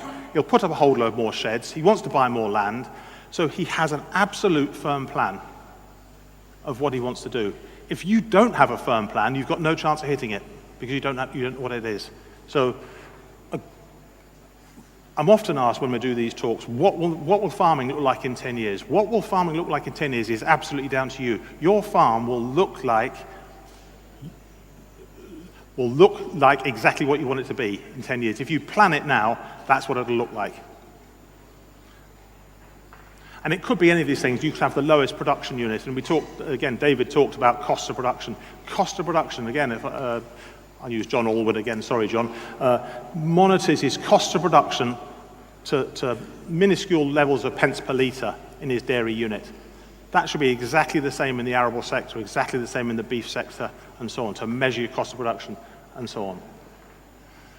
How are you going to achieve it? So a 10-year plan should have a very specific, measurable, achievable, realistic, with a time frame objective. How are you going to achieve it, and how can we help you do it? Because we really want to back you and British farming to achieve that. And finally, final, often, again, when I do these talks, the chairman, Tom, would stand up to me and say, welcome, Nick Evans from Roxbury Bank, and here to talk about the disastrous state of farming and what we're going to do about it. The reality is, except for a small, and I suspect most of you in the room are cereal, so most of you are saying, well, I'm in the bottom group here, but the reality is today that the majority of farmers are having a really good time. And we perhaps shouldn't be so shy about saying we're having a really good time. If you look at all the livestock sector, beef, sheep, poultry, dairy, they are, if it's not the best year they've ever had, it'll be the second best year they've ever had. Potatoes clearly also doing quite well at the moment. Middling, pigs, fruit, veg, flowers, and other. And it's a cereals. And even this, we look at between 100 and 120 sets of farm management and audited accounts every week in the business. From that, we can see that if you're less than 500 acres on a tenanted farm with a lot of HP, then you're probably not having the best time, but there are ways around getting around that.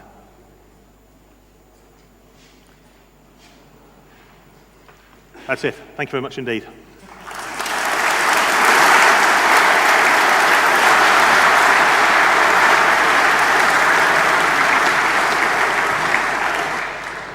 Thank you very much indeed, everybody, the speakers this morning.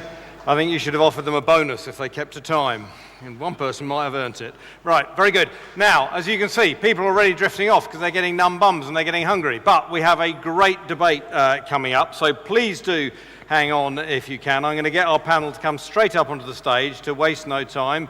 So you know who you are, but please come up. David Exwood, who is a National Farmers Union Deputy President. James Moore, Managing Director of Viterra, the Agricultural Suppliers and Traders. Jeremy Moody, all sit in the middle seats. Jeremy Moody from CAAV, the Central Association of Agricultural Valuers, in effect their business advisors. Chris Tye, who is Commercial Director for Agri, and Diane Overton of Frontier, who is the MD, of Frontier. Obviously, crop production and marketing business. Thank you very much indeed, wherever you all sat. Hello. I've met most of you before. Please, if you are leaving, could you please keep your voices down for the respect for those who still want to listen to the audience and for those on stage. Thank you very, very much indeed. That's very kind. And you're supposed to be up here as well, aren't you? James, sorry, I forgot to introduce you. Didn't think you needed any introduction. This section was called Farming Without Government Support. Well, I suppose it's an exploration to see the challenges and difficulties of that. Diana, I'm going to start with you. Just as a thought experiment, if subsidies went tomorrow, what would happen to British farming? Well, I think, hopefully that's working okay. I think the theme that we've had so far this morning, set by James, was one of positivity. I firmly believe as an industry, farmers are innovators. Always have been, have always had to revisit how do we do things. Each crop year, we'd never have 2 crop years that are the same year after year. So I do think if there were no subsidies tomorrow, we would find the way forward. But I think as Nick Evans has just illustrated, in the cereals sector, it is a tough time at the moment.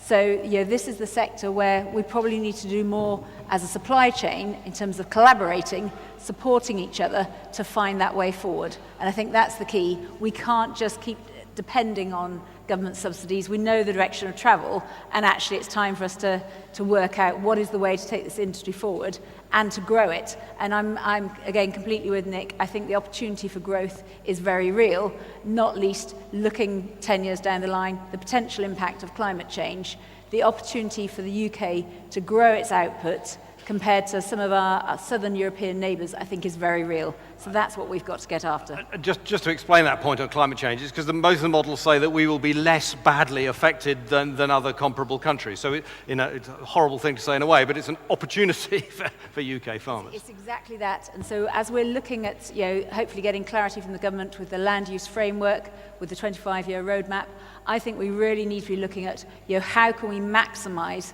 the prime productive land across the UK. Yes, we've got to manage the sustainability agenda alongside that, but let's really make sure we are not giving up prime productive land because it feels a bit hard at the moment, when there is definitely a growth opportunity just around the corner. We'll come on to that. And just to remind my panel, Diana started very well. Please keep your responses zingy and punchy, because we will get some time for questions from the audience as well. David Exwood, is there any small part of you that would actually welcome an end to subsidies? Well, I think we have to recognise how far we've come. I mean, English farmers are some of the least supported in the world.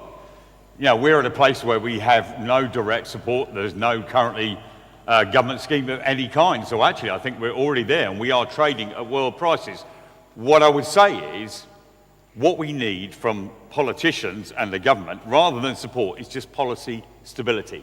We need a clear understanding of what the rules of the game are. And beyond that, farmers will solve the problem. I have huge faith in our industry to solve the problems that faces it. Farmers are incredibly energetic and dynamic, and I welcome the conversation today. I spend so much of my time defending farming, talking about the environment, actually talking about how we can be more productive, more efficient, how we can make the most of the great soils and climate we do actually have is something we should be doing. And I'm a first-generation farmer. I started with 160 acres 30 years ago. The conversation this morning beats to my heart. I now have over 3,000. I love pushing the business forward. I get excited every time I go home to see what the possibility of what we can do. And I think we have to have that attitude. And if we have that, we'll solve the problems. Thank you. I should just say to all the panelists, if there's something that somebody says that you want to interrupt, particularly if you disagree with it, please feel free to stick your hand in the air. Chris Moore, the challenge that we've heard is the growing population and pressures on our world because of climate change and because of other pressures, other land use demands as well. Isn't this the real trick? How can we produce more without impacting the land as much, possibly? Yeah, I think that's a big challenge. It's been set for a number of years now. And yeah, this is as a business, this is what we're focused in, is how to help farmers like James maintain and grow a level of productivity. We've got Field of Dreams that hopefully people will have a chance to have a look at, where we're really looking at how do we push production, but mindful of the environment. We've touched on a number of things today around where will additional support come from, the supply chains, the interest still in enabling farmers to demonstrate how we can improve our impact on the environment. And so we're looking at technologies that improve nutrient use efficiency. It's probably the highest one. And it's taking the wealth of data that we have, calculating that, putting it into a form that Cousin Michael can use in a day-to-day basis and apply that on a farm situation, because no two farms are the same, as we've heard today, whether it's in Western Australia or it's in Cambridgeshire. So I think it is a challenge, but we've seen it happen, and we've seen, and I would take fertilizer use as an example. We're using probably 10% less fertilizer today and maintaining yield. And a lot of that has been through things like soil health and getting back to basics and making sure that we're using those inputs correctly. Jeremy, we've heard a lot, almost all the presentations this morning emphasized growing production and growing scale. I was quite surprised in a way, because what I've heard in the past was farmers are too obsessed with productivity and not too obsessed with production and not as obsessed as they should be with profit. It's not just about the size of the farm, it's about the money you are making. As a business advisor, where do you see this? Oh, I think that's exactly right. The confusion with producing as much as you can is distracting from productivity, business efficiency, looking at sustainable profit, underpinning that with good soil management and so on. And going back right to your first question, David is clearly right. It's in plain sight. English farming is, as of last October, effectively unsubsidised. The people who allowed SFI to distract them as farming support, rather and looking at it as area payments in a new form, were misled. It's a question of looking at that may buy things from you. It may help you do change, but no, farming support has gone for England. It now unlocks a process of change, pent up by payments over the last 30 years. And this is where we are looking for opportunities for people to give opportunities to proficient farmers to take the land they will farm well. And that's that pent-up change is part of the process, and the removal of those subsidies is one of the triggers for that. But the focus is on sustainable profit, the efficiency in which business is done, and looking over that future in which we also have to handle, of course, a much wider range of extreme weathers, the other side of climate change. And that's that skilled balance we're having to find our way into between productivity and resilience. But efficiency and, to some extent, inefficiency, but for the sustainable future. And Chris Tye, where do you see this sitting? Sorry, James. Forgive me. Where do you see the answers here sitting? Perhaps the things that we're not concentrating on enough. Our domestic consumption. We have a huge home market, and we're consuming around about 20 million tonnes of grains. We're processing about 18 million chickens a week. There is a domestic home market that's going to require feeding, and even if subsidies do erode and eventually disappear, in fact, we're going through that process now with the way that BPS has been removed. The transition from effectively the consumer paying the subsidy through, or paying the subsidy, to actually paying it across the supermarket shelf the demand's not going to go away. Do you think that's the truth? If the subsidy goes, the price goes up a little bit? I think that will have to happen. Otherwise, we're not going to be there to feed the people. Yeah. I remember suggesting to a retailer the other day they could have an online offer that only offered you the British products. It seemed to me quite an obvious suggestion. I don't think anybody's actually done it in the online retail world, and I was wondering why. I don't know if anybody's got maybe there's people, retailers in the room who might take it up. If so, I'll have 10%. But is there any reason why that couldn't happen? At least to offer people the choice. If I want to fill my online basket with British produce, here's the menu. Don't I? So I think this is where we could all, as producers and processors, do with understanding the retailer mindset better. So ultimately, the retailer is looking at a category and how can they meet the requirements of different end customers, ourselves included, but also maximise the profitability for that retailer. So I think there's absolutely the opportunity for British-produced products to be marketed more heavily as a category. And interesting enough, Alpro recently launched their oat milk produced from British-grown oats, and that's actually really gaining category growth. Oat milk is growing anyway, but the branding is all about the fact it's British-produced oats. So I do think there's the opportunities with retailers for that segmentation, but we have to recognise that the retailers still need to make sure they can feed everyone in the country. So there still needs to be that basic product line as well. So, but the segmentation is something that the retailers do all the time. So we need to lean into that. Famously, Jeremy, yeah? I think there's a risk in this. The domestic market should not be our only market. Markets offer choices. The more we can respond to choices not limited by the White Cliffs of Dover, the more that retailers then become part players in the market. That begins to introduce some balance. We've got a food chain in this country that probably all told has got very little margin in it, even though some supermarket figures may look very big. They're relatively small. There may be better margins in export markets for some people. And building choice into markets for sellers is important. So you saying we should be a bit careful about waving the Union Jack on everything? No, because actually what you will pick up, and the HDB surveys are for this, is the Union Jack is a quality marker for abroad, right, as well as here. Yeah. It's just we want the spread of markets, yeah, not simply to be tied into a market where margins have been squeezed down. Yeah. The way out is to have options. David, famously, we always told that the British shopper shops on price. Does a Union Jack add 5% to that, 10% to that? Has that work ever been done? Or? So firstly, we've been through a period of extraordinary food price inflation. Actually, food prices have risen massively. But also, I think we have to be very clear, they will pay a premium, but only so much of a premium. So absolutely, add value to what you produce. Look for export markets. Jeremy's absolutely right. We do need options in the marketplace. But don't assume that you're going to be able to get it, it's going to be your saviour. Ultimately, we have also, alongside that, to manage cost control. Look for premium markets, look to add value, but also understand how you can produce wheat at something like the world price. That is the challenge we face. It will mean some honest conversations. It's not easy, but I've got to do it at home. We've all got to do that. Sorry, just another one briefly for you, David. And we perhaps to agronomists as well. We saw that graph of the best performing and the worst performing, and I've often heard it said that subsidies are actually feather bedding the worst performing, and if you like, they're standing in the way of a sort of survival of the fittest in farming.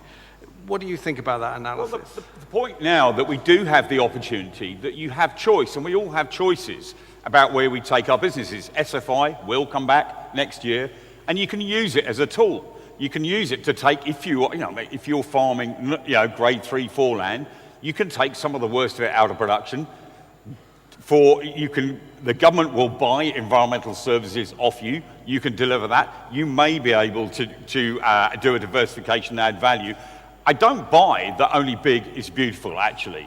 Some of the best farmers I know are actually not the largest, because they're most efficient and they've really got a handle on their costs, and they're really dry. They're actually the most efficient. So it isn't always big is beautiful, but actually it is about all of us doing that kind of SWOT analysis, what our strengths and weaknesses are, and use it. And the best thing I can do for you is, and the NFU can do for you, is give you options and tools. SFI is a tool. The domestic market is a tool. the soil and climate we have in this country are a tool. Use those tools to solve the problem. Diana? Yeah, just picking up on the productivity piece and the fact that we've had average yield, wheat yields have plateaued for decades. But when we look at that range in terms of what the top yield being achieved, 16, 18 tonnes a hectare is absolutely phenomenal. So we know it's available in the UK, and I think we've all got a responsibility to really understand how do we go after that. We need to do more in terms of knowledge exchange, but the recent very high fertiliser price environment that we had 2 years ago drove innovation, with farmers looking at other ways to deliver nutrient use efficiency became common parlance, and that's how I think we really go after those better yields.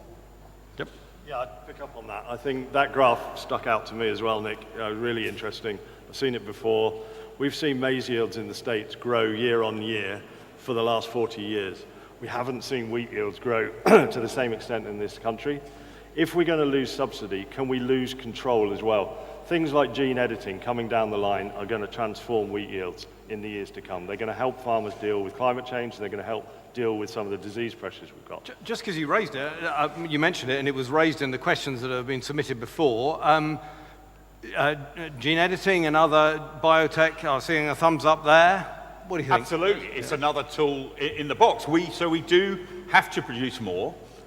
We do have to be more efficient, more productive, but we've got to do it with less impact. And gene editing is an absolutely crucial tool. We have world-leading research institutions in this country. We've got to turn that knowledge, that technology, into something that you can feel on farm. The fact that the government recognised this by putting agri-tech in the industrial strategy on Monday, alongside space, aerospace, automotive, they recognise the value of what we do. We do underpin the largest processing manufacturing sector in this country, which is food. We are the core and heart of that, and there is progress to be made here, and that join-up of government thinking, research, and actually the supply chains and working with farmers will solve the problem. And it's worth pointing out, just from my experience, I've been to Rothamsted, the research place, quite a lot, and they were comparing the fences they had to put up for their GM trials, I think it was 15, 20 years ago, which were absolutely massive with cameras and et cetera, and they'd done a trial within the last 3 or 4 years, and yeah, they had a small fence, but nothing. So suggesting that the public, both the breadth and militancy of the public objection to it has shrunk. We are a pragmatic country, and we just have to be pragmatic about how we solve these problems, recognise the advantage we have, and move away from ideology. James, I want to come to you, slightly changing the subject, because you brought an extraordinary number of people here today. You're a YouTube rock star. A lot of people want to know what. Oh, go on. Can you synthesise the secret of your success? Perhaps you don't want to tell them because they'll all become competitors. But go on. What is the secret of your success? In what sense? Well, in terms of growth, in terms of farming, I mean, rather than in terms of appearing on screen. I'm not sure necessarily how you measure success, because of course, It could look a bit like expanding a farming business as I have done, there is an element of debt that you then have to be comfortable to take on. So I was listening to obviously what they were saying, and I've had a very clear vision in my mind what I've wanted to achieve, and I've set goals to do that. And I've sort of embraced debt to do it, but that debt is not actually for everybody. And at the beginning, of course, it became from necessity when my father decided he didn't want to farm anymore, and I was given the sort of 2 options. I decided to go farming, then it sort of grew, by taking other farmers on, whether it's contracting work, just me and one tractor doing work, and it sort of developed from then on.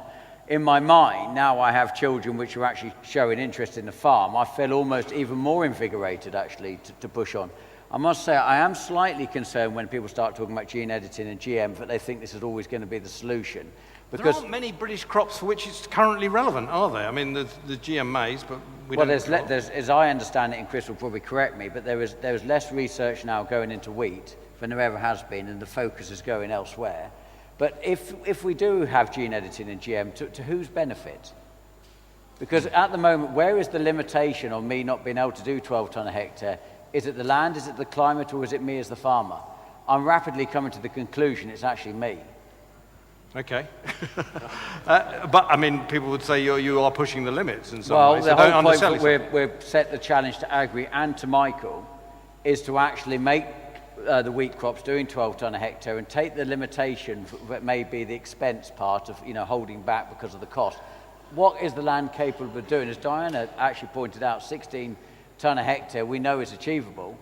I'm motivated by production because I effectively lost £25 a tonne on a 4 tonne an acre wheat crop due to subsidy. I've got to replace it. I know you want to come in, but I just want to comment on one thing. Do you think that cap on production is due to, rather to lift that cap on that level? Is it about more chemicals, or is it about working better with the biology of the soil? I think we've had a constant reduction in the amount of chemicals we can use and when, but also we've been down in the last 10 or 20 years. It feels like one of the main conversations I've ever seemed to have had is about the environment and less about production. I think the focus has come off production, and I've sort of now want to get focused back onto production, as I foresee that's probably my only route on a scale business. Are they necessarily an either-or? Well, there's always, I know you're usually motivated by environment, and I believe that, I saw Nick put up the thing about leaving the farm better for the next generation with a sad face, but actually I think that is very important to me, that I actually do make the land better. And the environment is a secondary thing in which we do, and I truly don't believe there's a farmer in this room that actually wants to harm the environment or leave it worse. Personally, I think that any grants or anything that comes out should go wholly into capital grants, like planting hedges and trees or something, not into 6-metre strips that 5 years later get ploughed out. I think it's a nonsense. Right, so your environment payments for things that have permanence. Yes. Is that the point? I think that's the right way to go about things. Sorry. I think James has answered it in a way. It was really around the potential yield of wheat is absolutely there. It's always been above 20 tonnes a hectare. From the minute you put it in the ground, things will impact on that yield. You as a farmer, that's your job, is to control the impact of that. What we're seeing with gene editing, and I think let's keep calling it gene editing rather than GM. Okay. But it is, it's that sort of technology means that the loss of chemistry that we've seen, and we will see, we're projecting out for the next 5 or 10 years, the loss of chemistry that we rely on today will have to be replaced by genetics in the crop. And hybridization in wheat, we have wheat in the ground now in trials, in NL2 trials, so just before it's getting to national list, you'll see it in the AHDB list.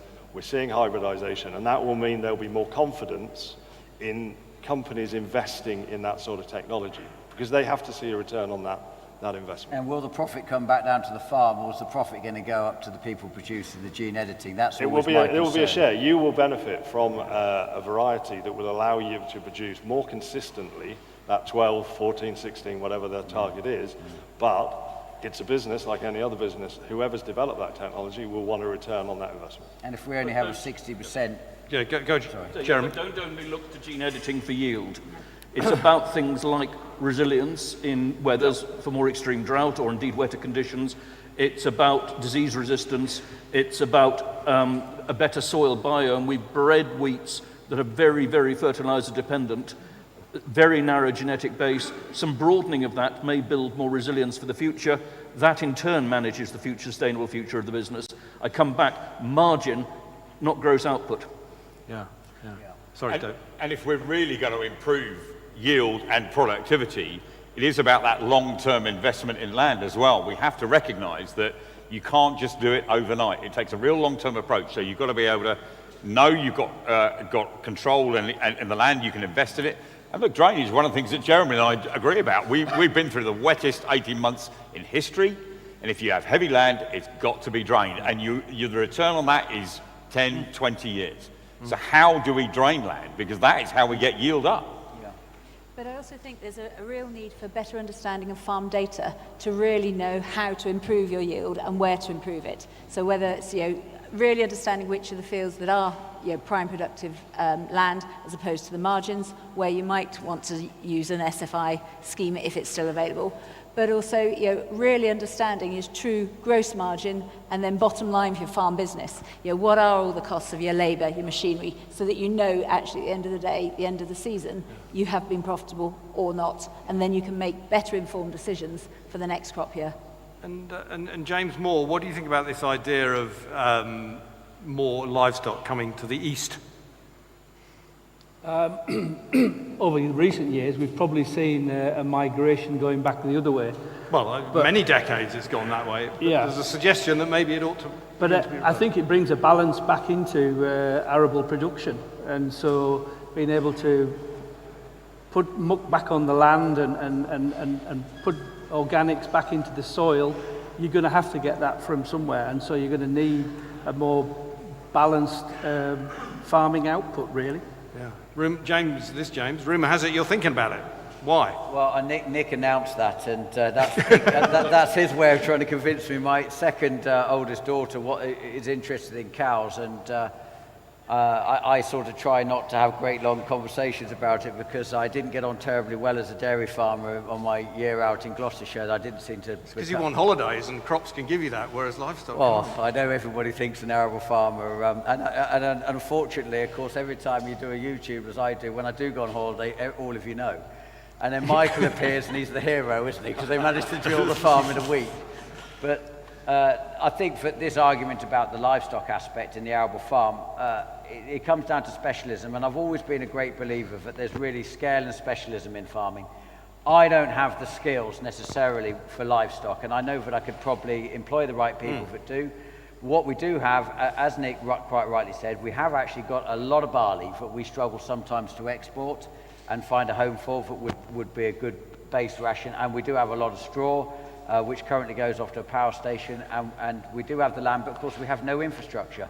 We have no fences. I know there's the collars and everything like that, and we haven't got any infrastructure also in terms of water and things like that, and we do have, generally around here near Cambridge, quite a lot of people, and that I think would also cause a problem. You don't mean quite a lot of staff, you mean quite a lot of people who object to smells? Oh, well, neighbours. Right. We have some of the best neighbours you can imagine. They're retired, wealthy and educated, so you can imagine that they... Opinionated with law degrees and retired Cambridge professors who aren't NIMBYs at all. Yes. So, look, as we move forward, we're going to need higher level of management expertise. We're going to have to get better at our decision taking. And the way to do that, to help us, because nobody is good at everything, just as James said, is to use data. We have to use data to inform our decisions so we can make the right decision and not just do it on gut or what our father did. And that is where we have to bring young people in, because they will use data better than people of my age. My son at home does it brilliantly. I'm a huge fan of him, and I would urge everybody to get a younger person involved in their business because they'll help them take better decisions. And that comes back to the changes prompted by the political decisions of the last 9 months. The disappearance of subsidy, the inheritance tax challenge, that's all forcing farms to look at how they're going to manage their future.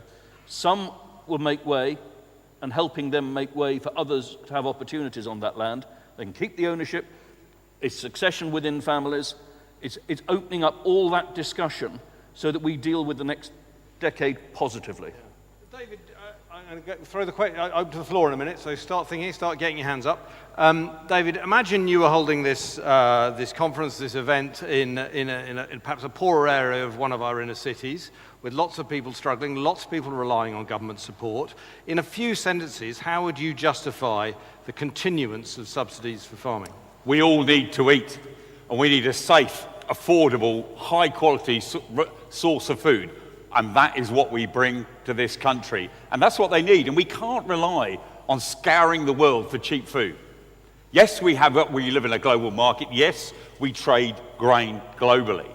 But the reason we have to keep up that percentage of home production is actually that is the best way to keep feeding ourselves through all the change that will continue to happen. Subsidies is a key part of maintaining that, in your view, is it? Sorry, actually, in plain sight, subsidies... You let him off the hook there. Have gone. What you're posing, English farmers have got nothing to justify about the subsidies they don't get. I remember going back 40 years, the New Zealand president of the New Zealand Federated Farmers Association saying to the Oxford Farming Conference, it's hard to walk tall with your hand out. English farmers are now in the position of being able to walk tall. Okay. Anybody else quickly on that while we... Okay, let's have some more questions from the audience. Please don't be shy. I know there's an awful lot of you here, but do get your hands up. Yes, there's a gentleman there. That's very good. If you could make it quite a punchy question and preferably directed to... Keep your hand up, please, so the microphone person can see where you are. Thank you. that would be great. And why don't you stand up? Makes it a bit easier to see you, if you don't mind. Yes, sir. Hello. As an ex Hold it nice and close to your mouth. Hello. Yep. Yeah, as an ex-beef farmer, now arable farmer, the whole driven thing on yield and producing more, the first time for years beef farmers are happy. I think that's because there's less of it. Do you not think that producing more is keeping the price down? It's a very nice point. I think, just to repeat it, I think that the gentleman was saying for the first time in years we've seen an increase in the price of beef, or a steep increase in the price of beef. Maybe that's because less is being produced, so does productivity drive down the price of grain? David? So, look what's happened with beef. We've started sucking in imports in ever greater volume from Australia, Uruguay. We have a crush capacity in this country of about 2 million tonnes. We've got to supply it. If we can't crush the oilseed rate grown in this country, the crush goes aboard, we get a lower price. So you're right, we have to be aware of the market realities, but do be clear, if we don't produce stuff, there will not be the infrastructure there to process it and sell it, which is where the value is. So look at the market. Sorry, Jeremy, can I bring Diana first? Yeah. And then Jeremy. From an arable perspective, your crop is pegged to global prices. So actually, if you produce more, you will be able to sell it. How much you sell it for will very much depend on global price at any particular point in time. But in terms of our ability to demonstrate to the government, actually we do need a clear position in terms of food security. We can, ensure that we can feed our nation. Yes, we should take advantage of exports when the global prices allow. But I think, the key is actually improving our productivity and producing more. And Jeremy, did you want to come? No, you're good. Thank you very much. I think I just saw a microphone landing somewhere over there. Yes. With the potential of carbon tax coming on fertilisers, and we're talking about increasing yield from grass and cereals, I'd welcome the panel's opinion on how that's going to impact on fertiliser prices and our ability to actually increase yields. So this is the possibility of a carbon tax on fertilisers, and how that, and what we think about that, basically. Is that the question? Yes. Michael. Yeah, Chris. CBAM carbon tax is a fact. We will have duty imposed on high energy industries in the UK. It's not. So, I think we just perhaps need a little bit of explanation for the people in the audience. Yeah. Is this a tax at the border? Is it? Yeah. Just explain how it works in simple terms, please. Basically, it's looking at high energy intensity industry. So fertilizer being one of those, uses a huge amount of energy to produce fertilizer, and as a mechanism to try, and this is a European-wide mechanism. That we're in, it's not just EU. We're involved with that. We will have between 40 to 60 pounds a tonne potentially added to the cost of fertilizer coming forward. Because we import, or would it be the same if we made it in the UK? Because on both levels. Okay. And the rest of Europe is facing the same tax. What about the rest of the world? Not a global tax, no. So I don't believe the Americans are subject. Jeremy, you probably know more. Well, I think the object here is to equalise the matter, that we aren't simply exporting our carbon production to other people producing cars in China or fertiliser abroad. And so the idea is that you put a levy on the border to equalise it. That might stimulate some forms of production here, because effectively it's a tariff. Do we still produce any fertiliser here, or is it all gone? We still produce fertiliser at Northwest on Teesside with CF Fertilisers, but it's produced using imported ammonia, which is also subject to a tax. Thank you very much indeed. There's a big room of people here. Come on, I know you're all hungry. Yes, someone right here. Thank you very much. Please keep your hand up so the microphone can find you. Thank you very much indeed.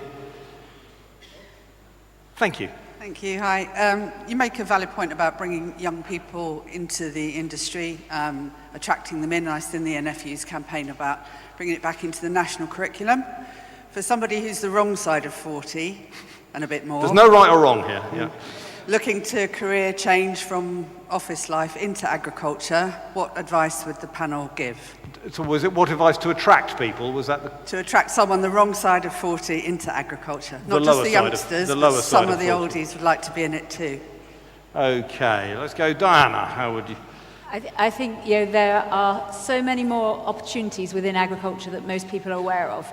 I happen to know very well somebody that came out of the teaching profession. She was actually in a support role and has just gone into the fresh produce role.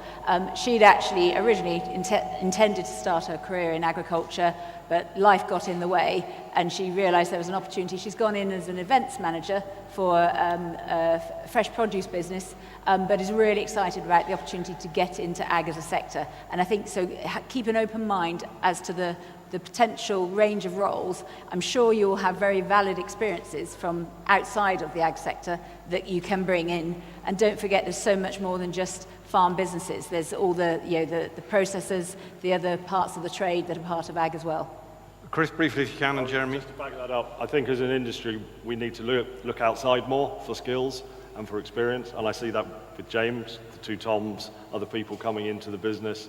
And I think in general, UK ag can look outside. For too long we've been very focused on we have to have all the skills, you have to have gone to your agric college, or you have to be a third generation farmer. I think we can learn a lot from other industries. And Jeremy, quickly. We really need good people.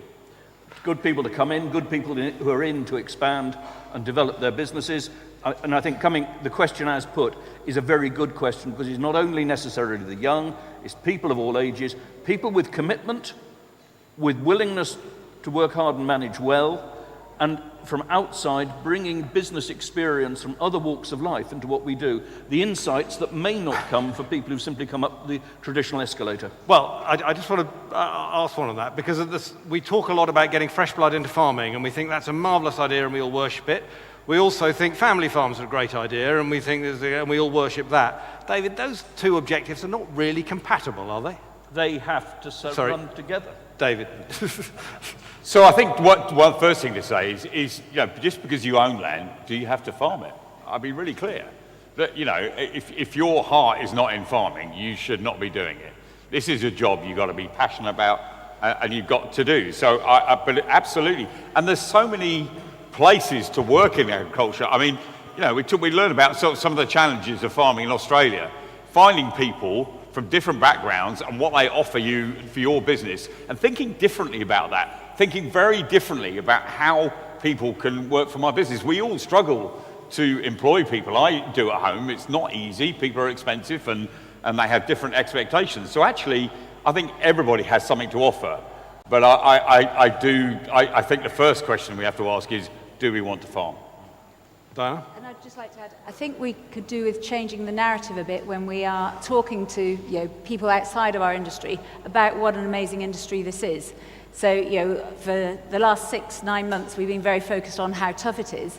But actually, one of the things I love about agriculture is that it is a community. I don't come from an ag background, but I absolutely love working in this industry. And I think we could do a much better job from a PR perspective on raising the profile of our industry and the breadth of roles that there are available to people wanting to get in.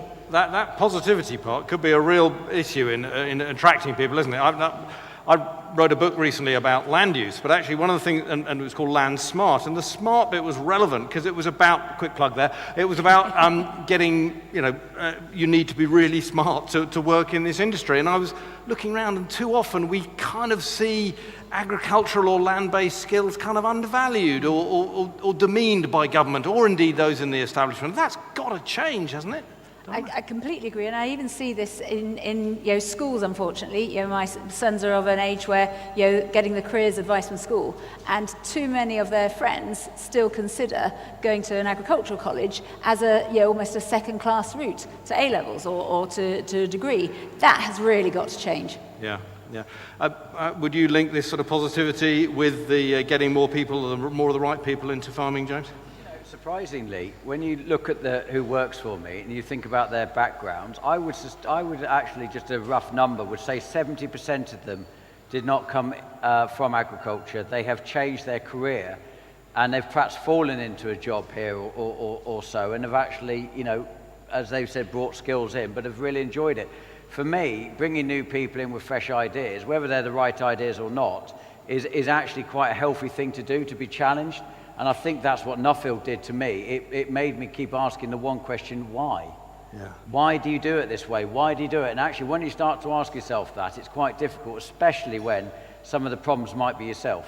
Right, we're going to whip through a few more questions. One there, and then there'll be one here as well. Please, yes? Should agricultural imports be produced to the same standard as in this country as they are elsewhere?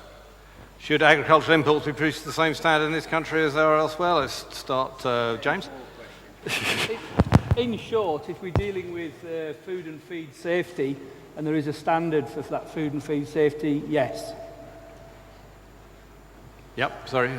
I'm going to pick up a point that David made earlier and use the oilseed rape example. You know, we've got crush plants in this country that are currently dependent on imports that are not produced to the same standards, so in particular produced using neonicotinoids, which is not comparable to the conditions under which we are currently required to produce oilseed rape in this country. We've got to invest in the production of oilseed rape if we want to retain those processes, retain those jobs within the UK. So I do think there is a need for a levelling up, not necessarily in all areas, but in certain areas, yes. I'm going to have a question here. I feel a bit like a pantomime here, but I don't think we've had any from the audience on the right and all from the audience on the left. So those on the right, make an effort. Yes, sir. Yeah, my question's... is this on? Yep. Mike, have you found the blimp yet? My question's along the similar lines, and probably Diane. What do you say to if we say that we're having to produce food, or not having to, we are producing food with our hands tied behind our back because we've got imports coming in that doesn't match what we are growing here? And I'm looking at Red Tractor here as well with that legislation and the auditing we have to do. Because I think last year there was a huge volume of wheat came into Immingham that had a lot of ergot in it that came into our market. Now, if that was us delivering that anywhere, we'd be forced to send that back. Why aren't boats sent away when they don't meet our standards? So I think there's a number of things to unpick there. Ultimately, last autumn, we had an incredibly small crop. Understandably, a lot of farmers were holding on to their crops, in particular milling wheat, hoping for an improvement in prices that unfortunately didn't come. Now, Frontier is one of the intermediaries in the supply chain. We have commitments to our grain customers, to meet their requirements on a continuous basis, particularly so that we can make sure that there is always bread on the supermarket shelves. So we have had to import more milling wheat than in previous years. But in any year, we will always import a certain amount of milling wheat, meeting certain specifications of the likes of Warburton's, for example. So it's about getting that balance right. And as we touched on earlier, the import-export aspect of our market is really important. So in a year when we have a really big crop year, you need to know that there is still going to be a market for your grain, that you're going to always be able to sell it. So there is a bit of a balance to be had there. Thank you. David, you want to come? Just very brief, please. Very quickly, I just want to say there is, and this is where there is a value for Red Tractor, there is a value for farm assurance in this country. It's got to work for farmers, and we've got to be ambitious about that. But being able to identify food that is sourced in Britain and processed here is vital. Thank you very much. Yes, sir? Yeah, I'm not an arable farmer. Just lift the mic up a bit, please. Sorry. I'm not an arable farmer, but there's a lot of talk about capacity of scale, bigger and bigger drills, bigger and bigger output, bigger and bigger machinery. But the geography of the country limits itself to, I think James has got some fields like 300 acres. So in a 300-acre field, which to me, I live on a 200-acre grassland farm, so our fields are 10 acre, we're mowing 10-acre fields. James is doing a 300-acre field. We talk about people in Australia and America who are farming several thousand-acre fields. So in a comparison in a global market, it's like people in America or Australia using Fendt Tract 114 tract machines and James using David Brown's. It's a global market, but the scale of operation in the UK field size is just can't compete with other markets. Can you? Yeah. I mean, I think the interesting thing there is mechanisation is going to work at all levels. There's actually a school of thought that says there will be big autonomous machines. Really exciting to see what Michael put up. There's another school of thought that says we will have, they call them swarms of smaller machines, very light footprint, that will absolutely work on whatever scale you want to. But just on that, I remember going to Harper Adams a long time ago, I think it was with Countryfile, and they were talking about how we were going to have swarms of smaller machines. Doesn't seem to have happened. What's holding it back? I think it's a lag phase in terms of development, but we're seeing it now with some of the robotics companies. We're seeing it in higher value crops because they're willing to invest earlier. So we're seeing it in veg production. We've had our first autonomous crop of parsnips grown in this country with Marks and Spencers. So it's absolutely happening at that sort of scale. And a smaller smaller machines. You don't put a big machine like that into a field of parsnips. I think the issues here are in part about regulation. The extent to which you let an unmanned machine loose is something that, as we have around the issue of autonomous taxis, which are, again, just on the edge of happening, but it's the regulation coming through. But underneath this is a question that if you are going to be a commodity producer, then one of the ways to get your unit costs down is exactly everything we've seen here about scale. But the kind of futures that we are looking at, everybody is going to find their own way through this future. There could be some niche production. And, well, it's other. I mean, niche is a mean word at some points in this, and of course the point about niche is it's small, in small number of opportunities. But there will be a variety of ways in which people will be able to use smaller areas of land to produce other things that they can market for value out of agriculture. This is an important model. It's not the only model. There are going to be many individuals finding through their own business initiative different ways forward, and as you say, grassland, other ways in livestock. We're not running Brazilian ranches here to the extent, and you may not feel you're running anything at Brazilian scale also. Enough about you're Brazilian. Right, we will wind up. I was struck by the picture that Nick Evans put up and saying, actually we should be happy about where we are with British farming. On your emoji face, James, where would you put your smile? Are you down here? Are you up here? Well, where are you? I'm terribly optimistic, even in the moments of doom. Yeah. So I can't help it. So you'll be a big smiling emoji, I truly believe that if it was about the profit, I would be better to sell up and put the money in the bank and do something else. I really love this industry. I love the challenge, and actually the excitement for me is next year is not going to be the same as this year. Chris? Yeah, I'm broadly positive, very similar to Nick, been in the industry for a number of years. We've been through difficult times. I think we're better placed now to respond to the current challenge and those challenges we see coming. So I'm positive. Diana, where would you put your emoji? Absolutely positive. We need to all accept we've got to do things differently from what we've done before, but we also need to call on each other, draw on each other, collaborate more, and I do think we will find a better way forwards. Jeremy, Smiley? Smiling. These are the years now. We're starting on the decade when we make our future. We're being given that chance to open up and do things. We have to, and it's finding and developing the opportunities. So no, this is positive. And David? You know what I'm going to say. I am positive. I am excited about the future. There's so much opportunity out there. Right. And James? Finally, very positive too. Every time there's a challenge, people rise up to find that solution. It's incredible the level of positivity here, and I don't think you're just saying as a form of groupthink. And I know if you often listen to the journalism around this area and some of the responses, I know it's a very challenging time for the government, and probably you'd probably award them one of the turd emojis rather than a smile at the moment. I know a lot of people in this room, but it is amazing the level of positivity. Thank you very much indeed to the panel. Thank you all for asking such fine questions, being so diligent and hanging on in what is becoming a pretty hot shed. And you've just got one final thought, I believe, from James before lunch. Thank you very much indeed.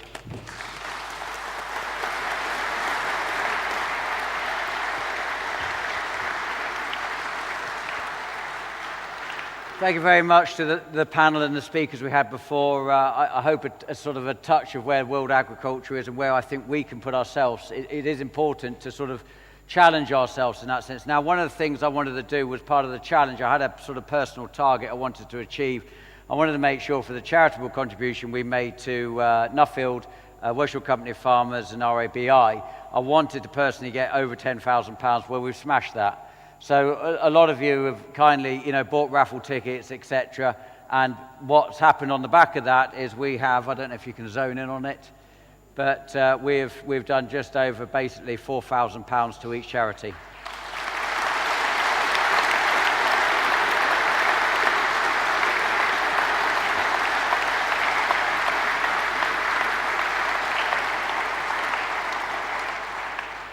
Farmers helping farmers. That's the way forward. Everybody, I hope you have a wonderful lunch. The Italian will be getting quite stressed now, so don't dilly-daddle. Straight over there.